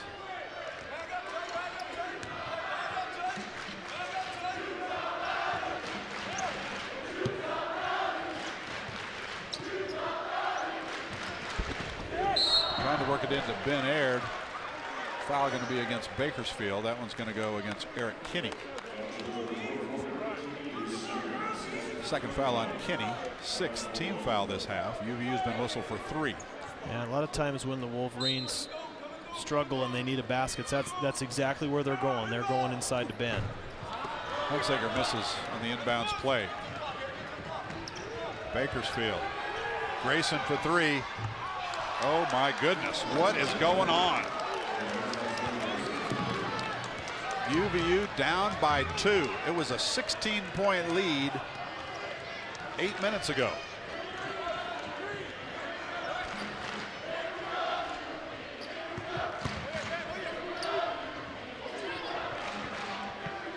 to 2 run.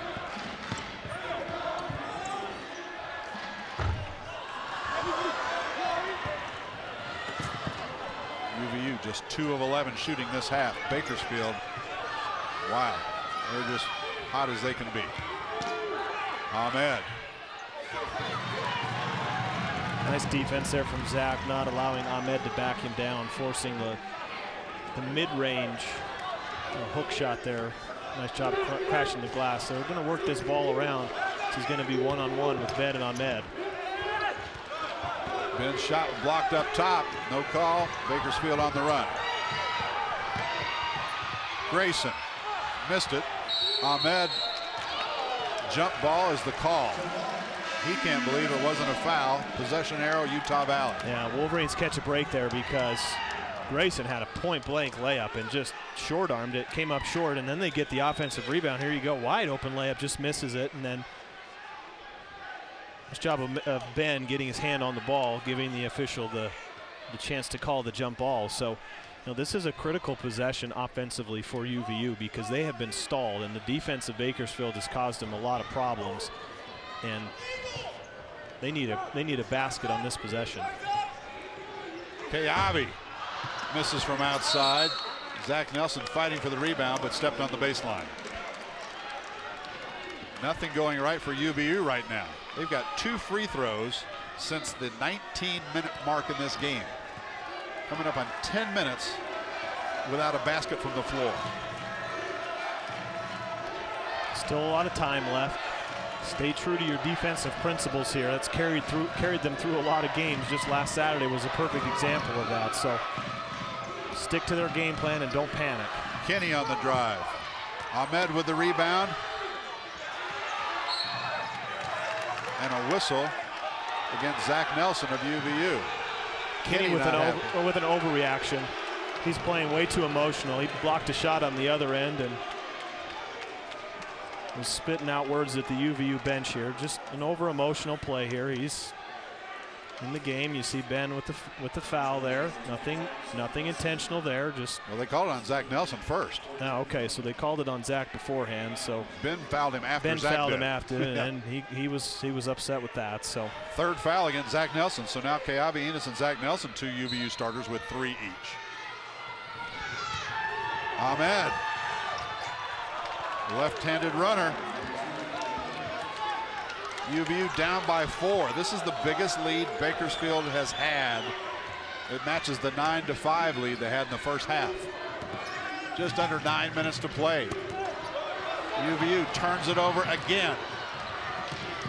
Grayson puts it in the hands of Lamb and says, let's slow it up.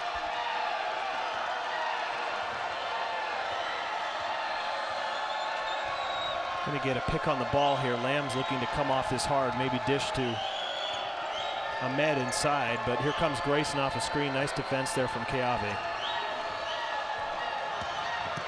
On the drive, Ahmed with the follow.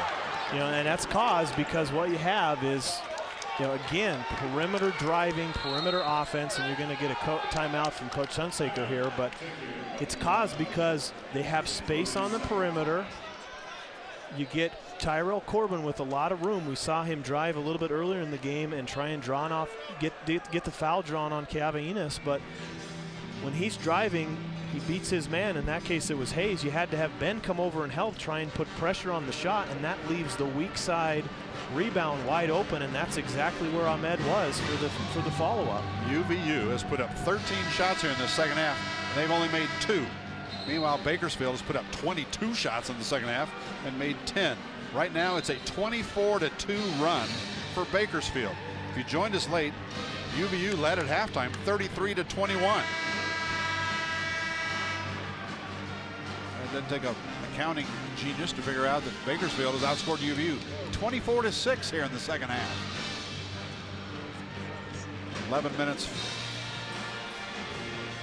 44 seconds deep. Well, it's been all Bakersfield in the second half. UVU really got to get their act together here on senior night.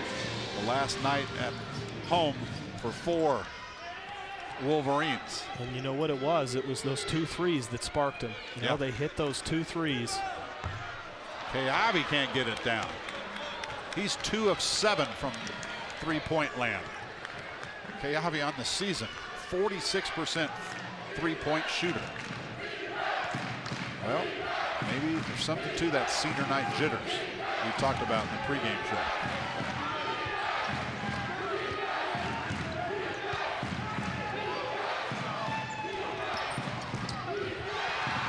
Ball on the floor. Bakersfield controls. Floater. Barely drew iron. Keawe comes away with it. Hunsaker takes it in. Scoop shot won't go. The follow is there from Hayes Garrity. Yeah, nice job of pushing the action, forcing the action there from Holton, trying to draw a foul. He didn't get it, but Hayes active, aware, following up. Same can be said for UVU. You never know what play could spring them. Maybe that's the play that gets them out and running, because relieving a lot of pressure now for UVU getting that basket. First basket in almost 12 minutes of action. That's incredible. It is incredible. Wolverines down by 4. Just under 7 minutes to play.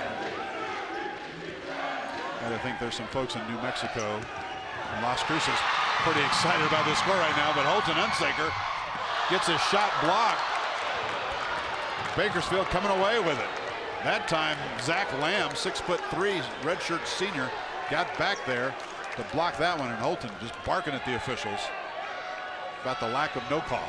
Yeah, it looked like Holton probably didn't expect Lamb to be chasing him down, because it looked like he almost slowed up trying to gather himself in for the layup. Didn't see if there was any type of contact, but great defensive effort from Lamb.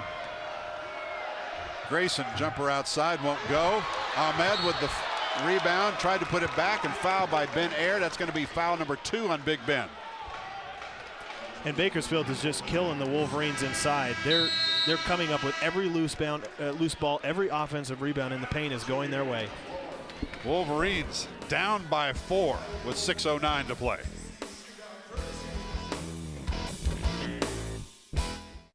I'm Joe Luce, an anthropology student at UVU, and this is my classroom.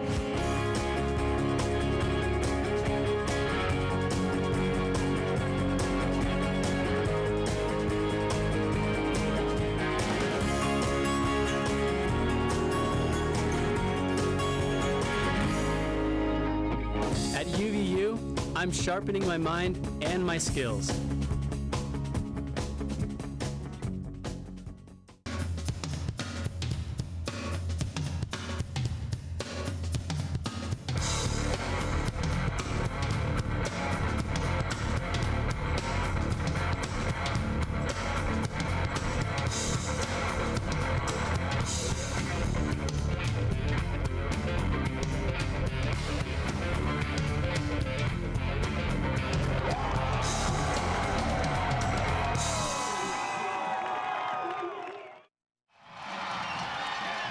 California State University, Bakersfield in Bakersfield, California. Rod Barnes, head coach. The Roadrunners, they've been in the WAC a couple years. Blue and gold, their colors.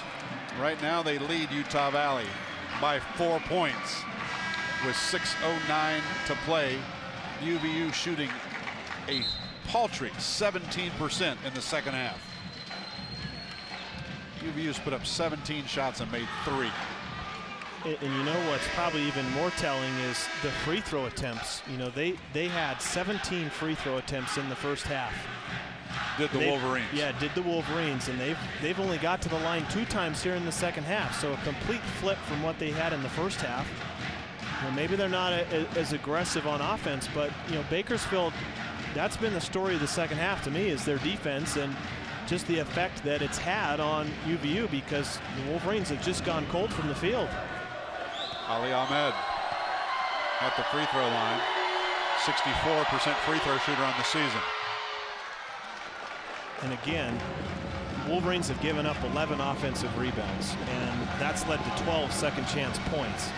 And you can consider that, you know, the last rebound that Ahmed just got here, and you know, free throws here adding to that, so giving them 13 second chance points. But the Wolverines have to have team effort rebounding, and you know, Ben is the guy inside that leads that, but they've got to have effort from everybody. 5-point game. Garrity lost the handle. Ball still loose. Ben Aird with it. Yeah.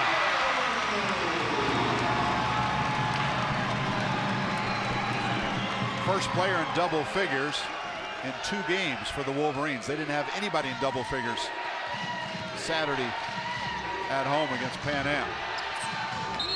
That time, Bakersfield lost the handle, nearly turned it over, but it will still be Roadrunner basketball. Yeah, I think a lot of what the action for the offense of Bakersfield is going to be is the ball in number 12's hands. You could see the ball a little bit in Mainer's hands if Corbin gets back in the game, the ball will be in his hands, but there's going to be some picks on the ball trying to isolate Grayson, giving him space, giving him opportunity to work. Ahmed out there with 3 fouls. Goes around Ben Aird, but Ben had to foul him. Slipped down for Ben Aird, foul number 3. Now you got 3 Wolverines out there with 3 fouls each. Yeah, and Ben there's going to be a review here, I'm sure. The officials are conferencing. I know what Coach Barnes is yelling, and it looks like they're yelling. Coach Barnes was yelling that he thought it was an intentional foul from Ben, because I think Ben got a little off balance. Ahmed made his move, and I was blocked out by an official, but that's what their coaching staff jumped up and yelled, as if it was just an intentional foul. He didn't make any play on the ball. He grabbed Ahmed and tried to foul him that way. So I think they're conferencing. They're going to likely go and look at it. Yep, they are. I don't know how. I guess the rule is you can review it and look to see if it was an intentional foul, but I don't think that was serious enough to warrant it being an intentional foul. Wolverines are down by 3 with 5 minutes, 19 seconds to play. If you joined us late, Wolverines in the first half looked like they were just going to run away with it. They were up by as many as 12, led at halftime by 12, 33-21. Scored the first 4 points out of the second half to lead 37-21. Then over the next 12 minutes. Here's the replay, Jim. Sorry to cut you off. That's there, all right. But you see Ben kind of fading away. I don't know. They yelled intentional. I have no idea what they were yelling intentional foul there for. Ben was just off balance and looked like he turned over his left knee. I don't think there was any intention there whatsoever. Yeah. Ben was just off balance a little bit. Coach Rod Barnes sheepishly saying, well, it sure looked intentional to me. He's working the officials. He's trying to get every call he can. Ali Ahmed. He's 2 of 3 from the free throw line. He's got 12 points. Grayson with 17, Ahmed with 12. Next closest Roadrunner is Maynor with 5.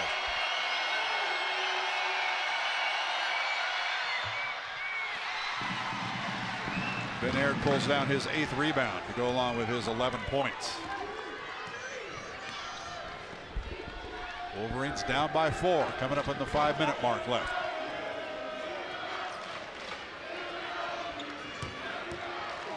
Mitch Brunel in traffic and one. What a play there. When the initial action didn't work. They tried to get Holton the shot coming off the 3. They reversed the ball. That ball gets inside to Ben. Watch this unselfish pass, and then watch Mitch swing through, take a dribble really low to the ground, kept his eye on the defender as he was coming over, knew he was going to get fouled, squared his shoulders. What a play from Mitch. All set up from the pass from Ben. 4th foul on Ali Ahmed. Brunel with 7 points pulls the Wolverines of Utah Valley to within 1. Here comes that pick on the ball. We're going to get a pick here from Ahmed. Holton's going to be trying to fight over it or go under it.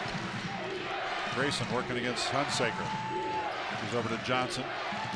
To Ali Ahmed, drives in. Ben Aird with a block and a rebound. Good recovery for Ben. He gambled on the initial. He went for the steal.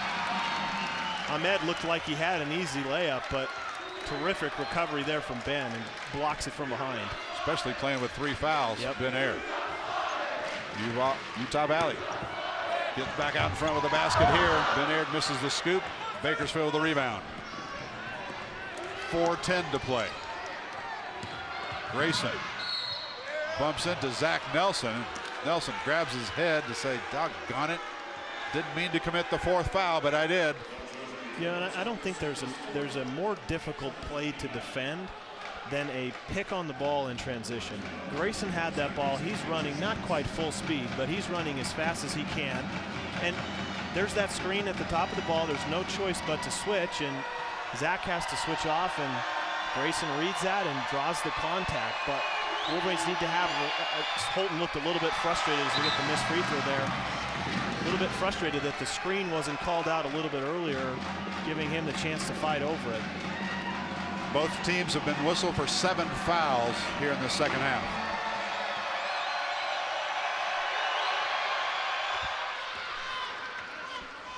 Two-point Bakersfield lead.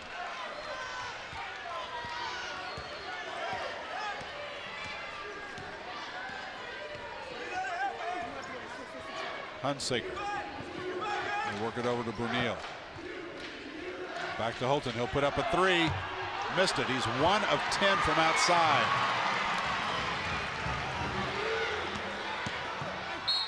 Throws it up on the drive after drawing the foul from Eric Kinney. For Kinney, his 3rd. Team's 8th. Stops the clock. 3:42 to play. When we get back, Holton Hunsaker will be at the free throw line with his Wolverines down by 2.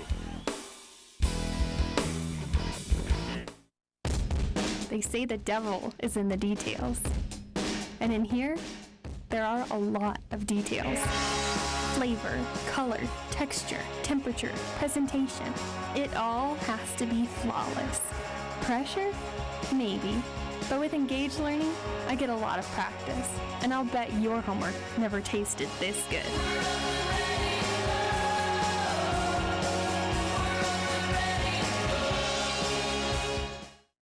Welcome to Utah Valley University, home to an educational philosophy that engages its students in hands-on, practical education.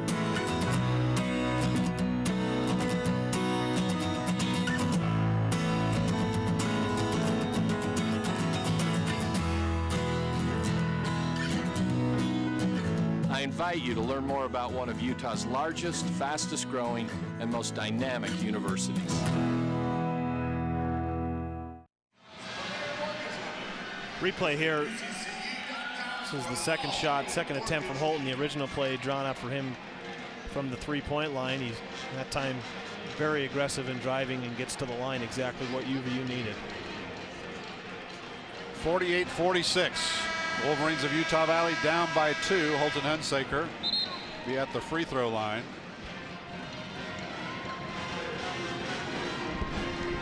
I know people have accused me of jinxing him all season long. He's still the WAC's #1 free throw shooter. Not having as good a season as he wanted to. Last year he finished 4th in the nation. He's not ranked anywhere near that this year, but he's still #1 in the WAC. Wolverines tonight, very uncharacteristic. 14 of 20 from the stripe. 2 free throws coming from the senior. Started his 124th straight game tonight.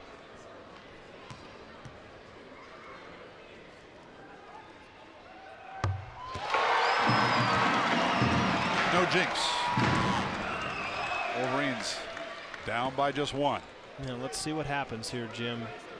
After the free throw, what is Cal State Bakersfield going to do? You're going to get a substitution on the make here from Corbin. With Corbin coming into the game, going to that more perimeter-oriented, guard-oriented lineup. So they've got 3 guys that can, 4 guys really that can drive. You've got Kinney, Grayson, Corbin, and Maynor all in the game. Look for some, maybe a screen on the ball, some type of action where getting their guards coming off those screens, or they have tried to get that ball into Ali Ahmed. Maybe they're going to look to do that here again. Steal. Hunsaker on the run. See if he learned from last time. Missed it. Ben Aird, before he could follow, a whistle was going to put Holton Hunsaker at the free throw line again. Now what a play from Holton, because you had Ali Ahmed coming up to the free throw line. It was, Holton knew that that ball was going there. He just sagged off his sagged off his man. He was right in front of Ali Ahmed, and perfect timing taking that ball away.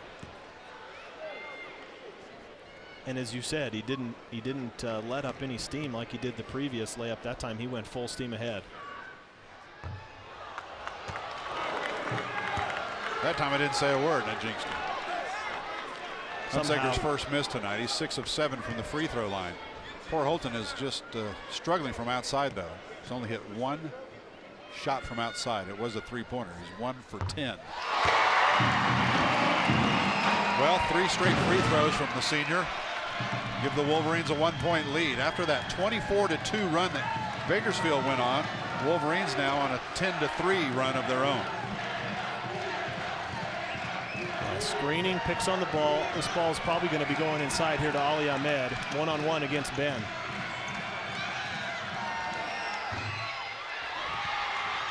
Bakersfield controls. 3 minutes. Ahmed, easy. And a timeout, Bakersfield. They've got 3 left. 2:58 to play. Bakersfield by 1. And that's exactly what an offensive rebound does for your team and does to a defense, because the Wolverines got exactly what they wanted with the perimeter jump shot. They just weren't able to come up with the offensive rebound. And at that point, it's a mad scramble when you have everybody going for the loose ball. You're confused as a defense. You don't know who to rotate to. Ben thought he had to rotate out to the wing, but Ali Ahmed was underneath, wide open. So again, that offensive rebound giving second life, second chances to Bakersfield.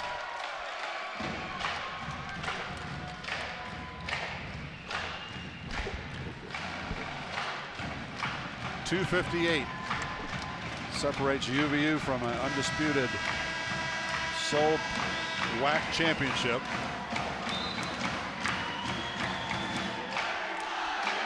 If Bakersfield wins this thing, UVU shares it with New Mexico State, the regular season title.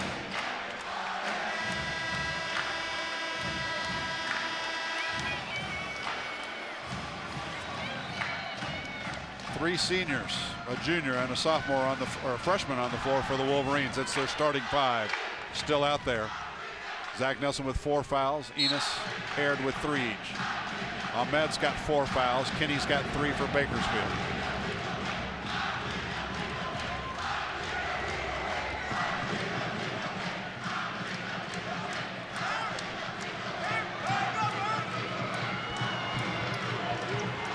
Wolverines very patient.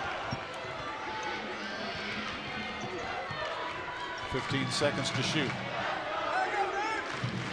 Brunel wide open for three. Oh, yeah. What a shot. Two defenders went to Holton on that. Great job of Mitch Brunel just spacing the floor. Knocks down the big three. 2-point lead, Utah Valley. 2:20 to play. Here comes that pick on the ball. It's got to be in their minds. When the shot goes up, everybody crashing.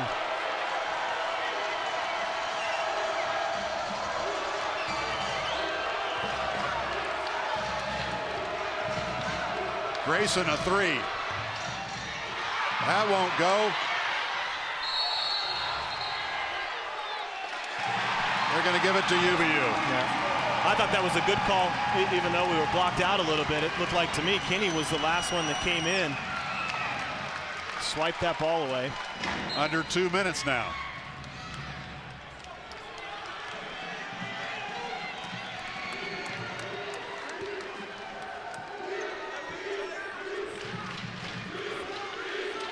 Another great college basketball game in the WAC. Oh, what a finish. Good. This season has just proven that just about anybody can stay with just about anybody else. Brunel. Great job passing, moving. Mitch did not stop moving on that play. Gets rewarded from Zach with a great pass. Minute 20 to play. Grayson almost lost the handle, does. Ben Aird dives for it. Scramble. Jump ball called. Possession arrow, Bakersfield. And a couple players very lucky that a foul wasn't called in there, as players diving on top of each other. Ahmed especially very unhappy with how that went down. Yeah. They're gonna likely look at this because there was a scramble. Casey McClellan came in and pushed Ahmed back to the ground because obviously Casey McClellan being the official, one of the officials, being one of the officials, came in, pushed Ahmed back to the ground. This is what they're going to take a look at. Why would he do that? Well, because it's a scramble. Emotions are high. Everybody's on the floor. Players are diving all over the place. There's fouls being committed because everybody's diving on the court. And Ahmed thought that he got fouled, but I think it was Holton. It looked like it was Holton who he pushed. Or at least, I don't know. It looks like there was some type of a push or shoving, something going on in the pile there. The officials again have two cameras that we are not privy to. Both of them are mounted pretty high. One of them shoots one half of the floor, the other shoots the other half, and that's when they go look at replays. Utah Valley, we know for a fact, has a 4-point lead with 1:16 to play. And a delay like this kind of hurts UVU, who was on a roll, really, on an 8-2 run. And I mentioned it earlier, Bakersfield, coming out of that second half, went on a 24-2 tear to lead UVU by 45-39, a 6-point lead, and then the Wolverines started chipping away and coming back.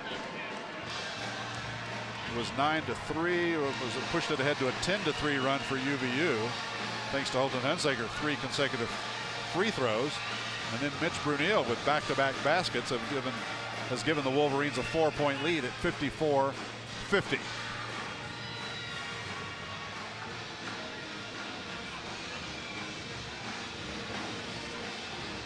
Pretty good crowd here tonight, despite the fact that spring break started today.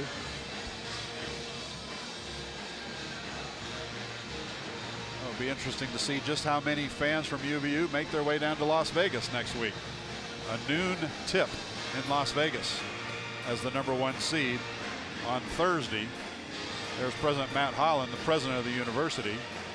His wife Paige in the green sweater.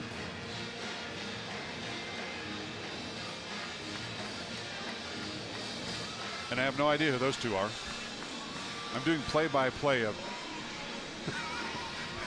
Honey Shots now. 1:16 to play. UVU this half, just 30% shooting. They put up 23 shots and made 7. They've called both coaches over to talk to them.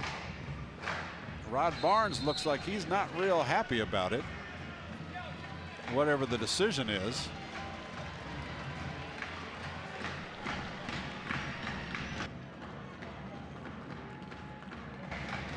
The officials are still sort of sorting things out. Now they're coming to talk to Rod Barnes again. Holton Hunsaker is going to be shooting free throws all alone.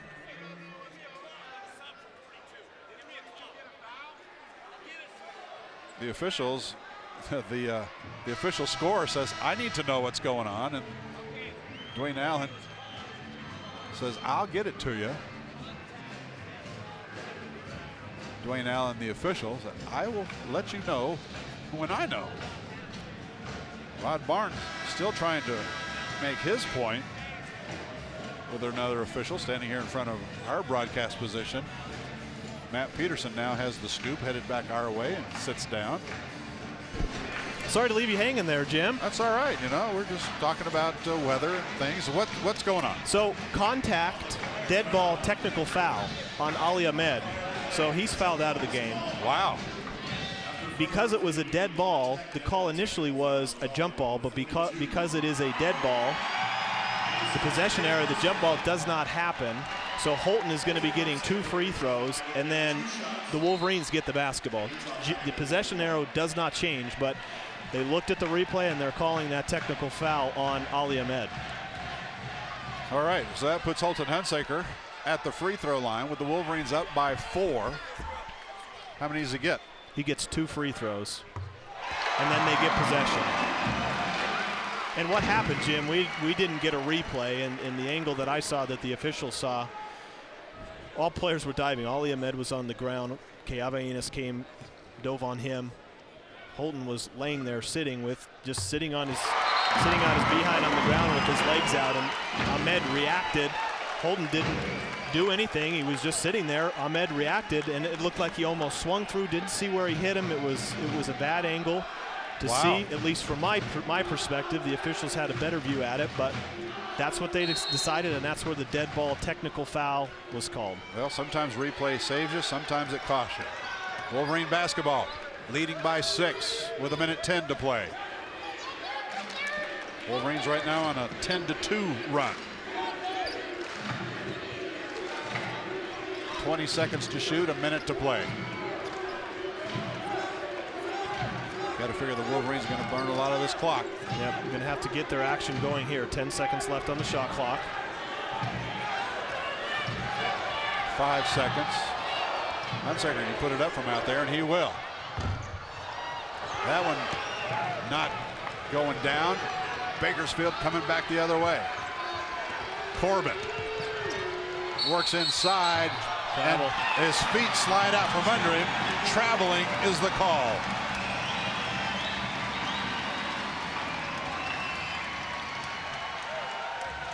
See if you can watch his feet here. Yeah, pretty good on-ball defense, and yeah, the foot slid. It was that right foot. Good call there. 32 seconds to play. Wolverines wide open. Mitch Brunel.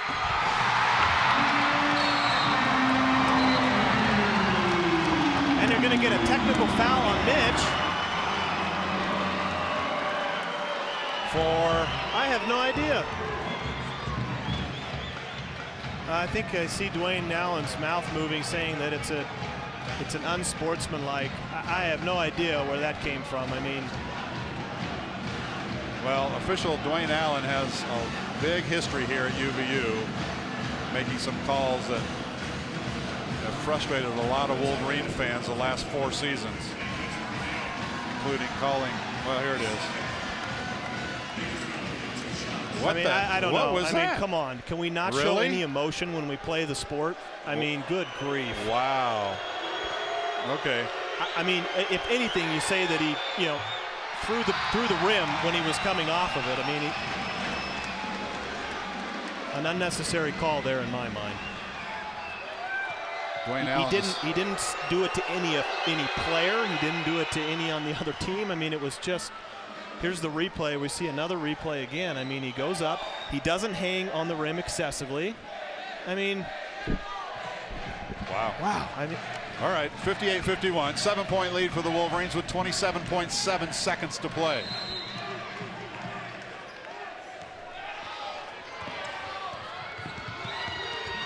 all the way to the hole, laying it up and in.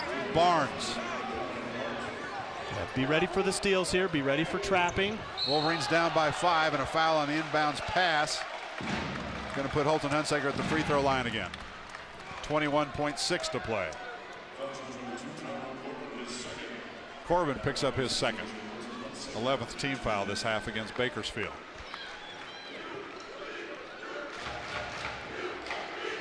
Mitch Brunel scored the last 3 baskets from the floor for UVU. Holton Hunsaker chipped in a couple of free throws in that stretch. Hunsaker with 12 points tonight. Yeah, and clearly the most impressive and most important of all those is Holton attempts this free throw. Was the 3 that Mitch had from the wing. When 2 defenders went to Holton, Holton passed it to the wing. That ball rattled around, went off the backboard, went down. He knocked that down. I believe that gave him the 1-point lead. And then he gets that on one of the following possessions. He gets the leaner in the paint and then the dunk finish. Critical baskets coming from Mitch tonight. Wolverines by 7 with 21.6 to play. Stranger things have happened now. Barnes. All the way, hanging jumper good. Bakersfield takes another timeout. They've got 2 left. Yeah, it's just all the timeouts have been official timeouts. Yeah, going back and forth here with the timeouts. What this is going to all be about is possession and not turning the ball over. You've got a 5-point lead. Just keep possession of the ball. You know that you're going to either be trapped or you're going to be fouled. How many timeouts do the Wolverines have left? They have 2.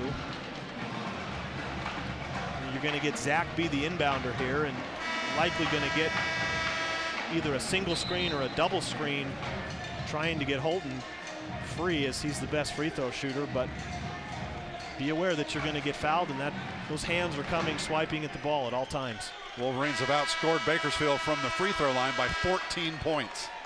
Wolverines 21 of 28. Bakersfield 7 of 13.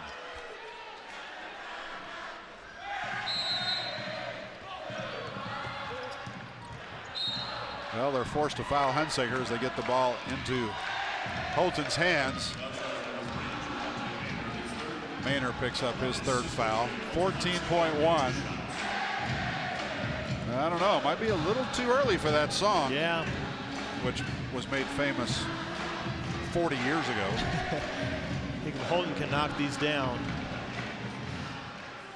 Wolverines will have a clear advantage. Obviously, any shot Bakersfield here is going to have to start shooting up some threes. A little surprised they haven't already done so. Icewater. Holton 12 of 13 from the stripe tonight. He's got 15 points overall. Hasn't shot that well from the floor, just made 1 out of 11. Leading scorer for Utah Valley, though, with 15. Brunel with 14, Ben-Air with 11.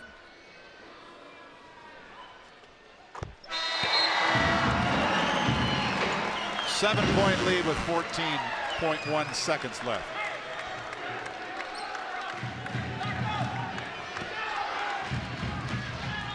Barnes in traffic. Ben-Air with a block.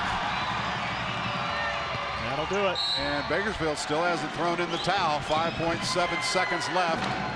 7-point lead for the Wolverines of Utah Valley. Foul against Grayson, his 3rd.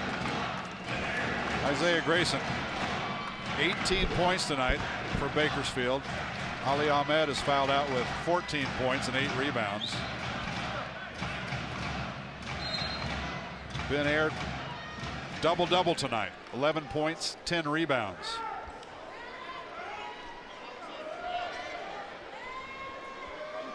And oh, by the way, Ben-Air 3 block shots as well. Yeah, big one there too.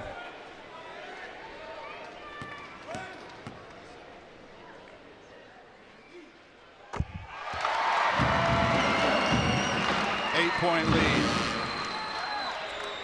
Ben-Air moved into 2nd place, by the way, tonight in minutes played all time at UVU, trailing only Holton Hunsaker. 9-point lead for the Wolverines with 5.7.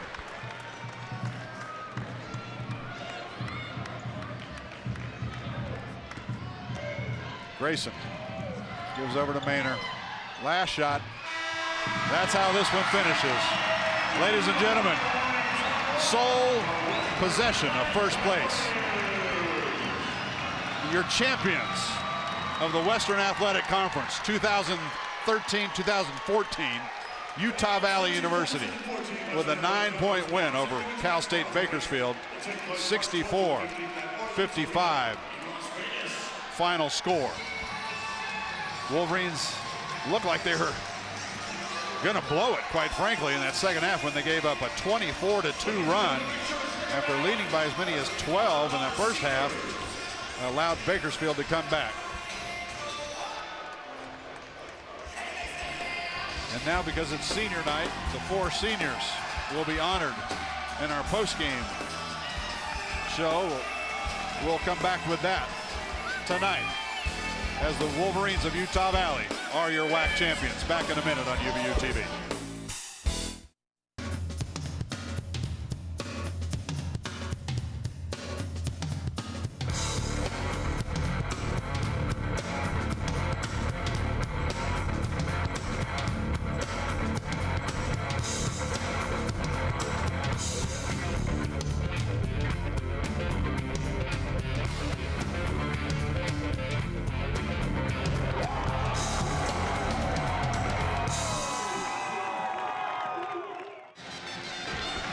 Back at the UCCU Center, Utah Valley University celebrating with their fans, and only their fans.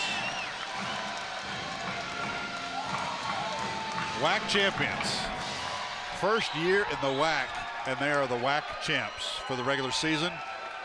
They already nailed down the #1 seed, and with it the automatic NIT berth if they don't go to the NCAA. The winner of the WAC tournament next week in Las Vegas will go to the NCAA as the WAC champion. And if it's not UVU, UVU guaranteed a spot in the NIT. Those matchups will be announced late Sunday night after the NCAA matches or announces their matchups. But right now, how impressive is this? Matt Peterson, you played here years ago when you did not have a chance of going to the NCAA tournament. And now, what's it like to watch this team do this? Well, the first thing I am is jealous. You know, there would have been nothing more that I would have loved than to be out there celebrating like they are. But the second thing I am is I'm so proud of those guys. You know, we see them play. We've seen them, the seniors play for 3 years and 4 years, and the progress that they made over those years has been so impressive. The progress that they made in this season. And you know what? It's well-deserved, because there's no way you win a conference championship, a regular season conference championship, unless you earn it. And that is exactly what the Wolverines did. You know, the joy, you know, you see the smiles, you see the hugging. It's a lot of time, a lot of hard work. And I'm very proud and very happy for these guys, and they deserve it. 4 seniors playing their last game on this floor tonight. Taylor Brown, Keavi Enos, Ben Aird, and Holton Hunsaker. Let's join our PA announcer, Eric Allen, for the post-game festivities. They've got to bring a trophy out. There's your WAC champion trophy. Wow. Who would have thunk this? UVU was not picked by anybody to even finish second in the WAC, much less win the thing. You know, it's a heck of an effort that they've had, because, you know, how fitting, how appropriate for the seniors to go out on this high and on this note. How fitting it is for the younger guys, you know, the guys that are still have several years left, the guys that are looking to come to the program. They get to see this, they get to experience it, and there's nothing but positive things that can come from this. And you know, just to see them out celebrating is a wonderful thing. Taylor Brown, Keavi Enos, Ben Aird, and Holton Hunsaker, the 4 seniors. Coming back next year, Hayes Garrity, who's only a sophomore. Mitch Brunel, who's a junior this year. Brendan Evans, who's a junior. Chad Ross, who's a junior. And starter Zach Nelson, who's a freshman this year. There's University President Matt Holland. UVU picks up their second WAC championship since joining the WAC. I believe it was the cross-country team that won the first WAC championship for UVU earlier this academic year rather. UVU's men's basketball team the second. 64-55. UVU finishes the regular season 19-10 with a 13-2 home record and 13-3 in the WAC.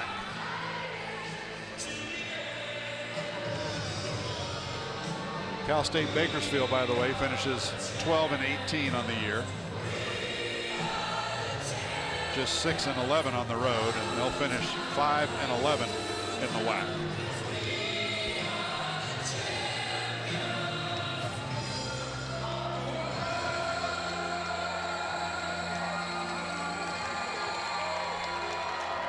Coach Dick Hunsaker, proud in a couple of ways. Proud of his team, but now he's got to deal with the emotions of he just watched his son, Holton, play his last game as a senior at home in the regular season. Holton has started every game, freshman, sophomore, junior, and senior year. I mean, what better way to go out, Jim? You're a senior, your last home game. You make critical plays, you hit critical shots. Your teammates hit critical shots, you can be a part of it, and you get to celebrate it. Couldn't be a better finish than what we're seeing right here. To the regular season, that is. Yes. Wolverines have at least 2 games remaining. They'll be in the WAC tournament next Thursday at noon. Still don't know exactly who they'll play. It will be either Texas Pan American, Seattle, or these Bakersfield Roadrunners. If they were to lose that one, they'd still have another game in the NIT. But the way the Wolverines have been pulling things out, boy, don't put it past these guys to make a run next week. Fans, we'd first like to bring out senior number 3, Keave Enos. Keave came to Utah Valley after 1 season at Mesa Community College and followed an LDS mission to Jackson, Mississippi. Keave was named to the Great West All-Academic Team as a junior last season. In 3 seasons as a Wolverine, he has played in 81 games, and this season has started all 29 contests. He's having his best season this year with averages of nearly 8 points and 3 rebounds per game, and has scored a career-high 14 points 4 different times this season. In a return to his home state of Arizona, Keave scored 13 points and was 4 for 4 from the three-point line in a win over Grand Canyon. His three-point percentage ranks among top 2 in program history for a single season and a top 5 for a career. He ranks 3rd at UVU in free throw percentage for a career, hitting over 86% from the line, including 92% this season. Keave is joined on the court tonight by his wife, Caitlin, and his grandfather, Ron. Ladies and gentlemen, senior guard number 3, Keave Enos.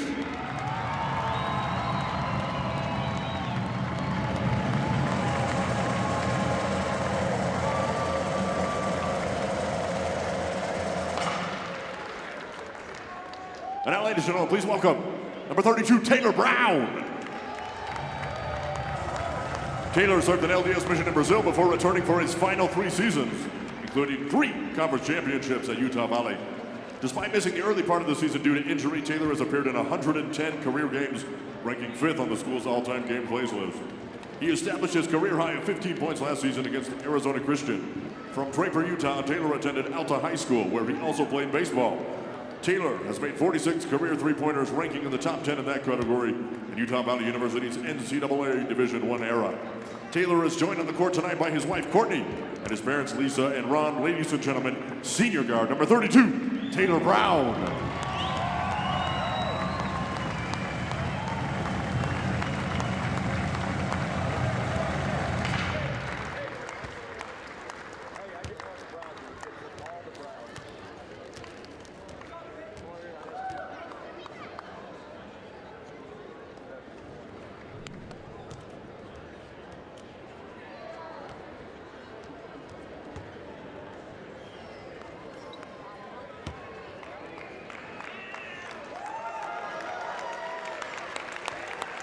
And now, fans, welcome out Big Ben Air.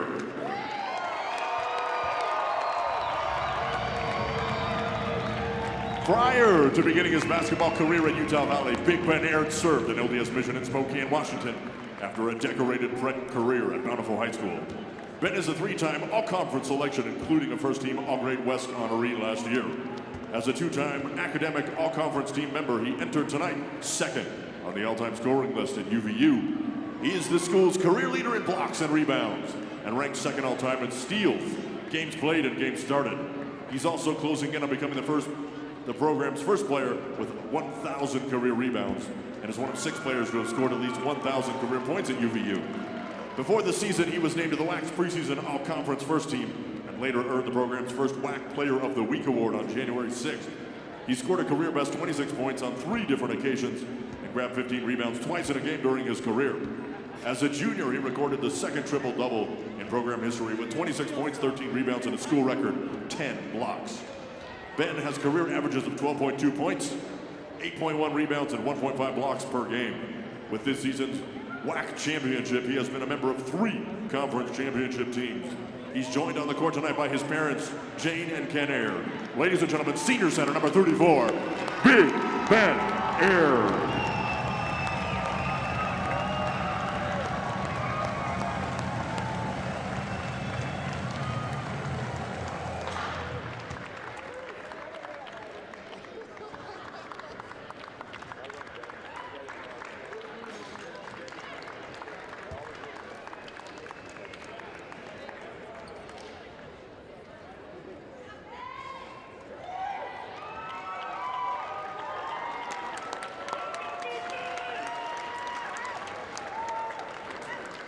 Ladies and gentlemen, welcome out. Tonight's final senior, guard number 12, Holton Hunsaker. Like Ben Aird, our final senior tonight has been a part of 3 conference championships at Utah Valley. After prepping at Wood Cross High School and serving LDS Mission in Fiji, Holton Hunsaker came to Orem and has become UVU's most decorated athlete in terms of academic and athletic success at the Division I level. Just recently, Holton became the first men's basketball player at Utah Valley to be named an academic All-American, receiving second-team honors. He's the first Black men's basketball player since 2004, and the first men's basketball player at a Utah school since 1999 to receive that distinction. His list of awards also includes being named a 2-time academic All-District team member, a member of the Division I AAA Athletic Directors Association Scholars Athlete Team, and a 3-time All-Conference performer. A 2-time academic All-Conference honoree and the Great West Conference Male Scholar of the Year in 2013. He has started each and every game of his 4-year career, playing, starting, and logging more minutes than any other player in program history.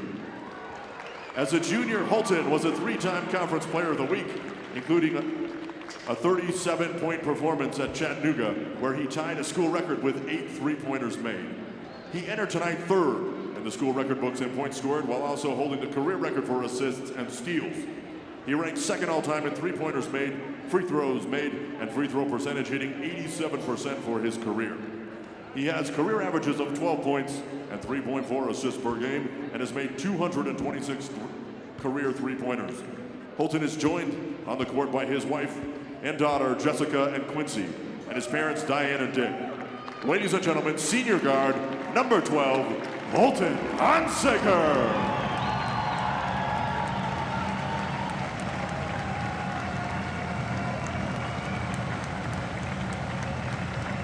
Ladies and gentlemen, a round of applause one more time for your 2014 Utah Valley Wolverines.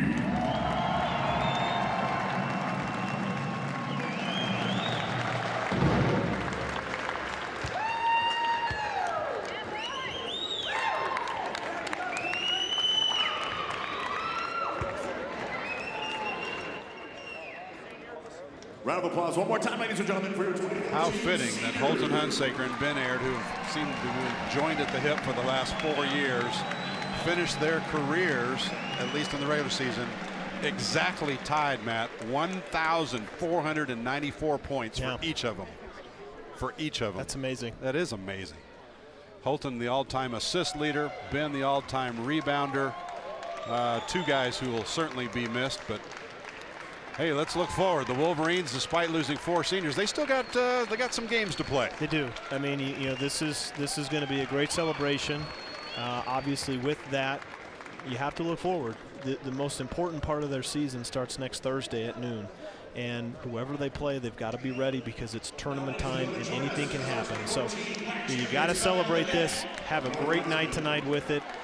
Start your preparations tomorrow and get refocused for what lies ahead, because as the Wolverines have seen in these last several games, what has happened is the opponents are coming in here giving the Wolverines their best shot. That's exactly what's going to happen next week at the tournament. So, but it is sweet. It is sweet to see and great to be a part of. Wolverines are now going to get to cut down the net, part of winning that WAC regular season championship. Did you ever get to do that? Cut down a net? Cut down a net. Well, I didn't mean illegally, like oh yeah. around. Oh, okay. Okay. I meant as part of a ceremony. Then that, no, I have not. Wolverines 19-10 this season. This is a team, folks, that had a losing record last year, 14-18. This year they turned it around. I never listened to John Jackson. This is one of my all-time favorites. Forever and ever. You're hearing Coach Dick Hunsaker, by the way. Coach Dick Hunsaker giving my broadcast partner a little trouble here. It never stops. Tell you what. Once you graduate, you should be able to at least talk back to him. Yeah, no, he was saying nothing but positive things. So he loves you. I have a great relationship with Coach Hunsaker. Learned so much about the game from him, and learned so much about life as well. So I've never met a single player who finished his career with Dick Hunsaker who doesn't love him. Yeah. I mean, Ronnie Price in the NBA comes back here as often as possible and just loves Coach Dick Hunsaker. Well, and you know why, Jim? As do many others. Yeah, there's a lot of, as we see the nets being cut down here, but I'll tell you why it is. It's because he demands the most at all times. He demands perfection, and that's the way he coaches. And as a player, that's what you learn to expect. And so that's why you come back and you love the relationships that you've been, because you realize that he has pushed you and pushed you and pushed you to become the best that you can possibly be. And you can't look back on a relationship like that and not come away thankful for it and grateful for it. And sometimes it's difficult, it is, but that's what makes people better, is difficult situations, and that's what he demands, and that's why everybody loves it. I heard a great quote from Holton. It might have been on the interview that they've posted online after Holton was named Academic All-American. What it's like playing for your dad, because he is pretty demanding. And Holton said, look, and everybody on the team knows where everybody stands at all times with Coach. Yep. He doesn't drag you off and yell at you privately. No, I mean he'll let you know right in front of everybody what you've done right, what you've done wrong. Yeah, the best coaches are the most demanding. The best in life are a lot of that same way. They're very clear.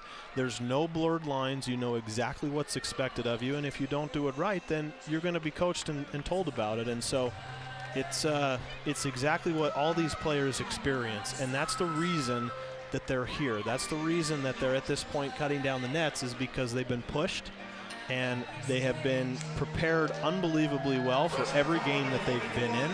Maybe their execution wasn't there, but you know that they were ready to go, and they know that, and they'll appreciate it, and they do appreciate it. 16 points for senior Holton Hunsaker tonight. 13 points for senior Ben Aird tonight. 6 points from Keawe Enos. Taylor Brown did get his 5 minutes in, was unable to score. Brunel, crucial baskets down the stretch, 14 points. Wolverines win it, 64-55. They are the Western Athletic Conference champions. Hey, thanks for being with us tonight and this season. This broadcast has been a production of UVU's Digital Media Department. For Matt Peterson and our entire production crew, I'm Jim McCullough saying na na na, hey hey, goodbye from Orem, Utah.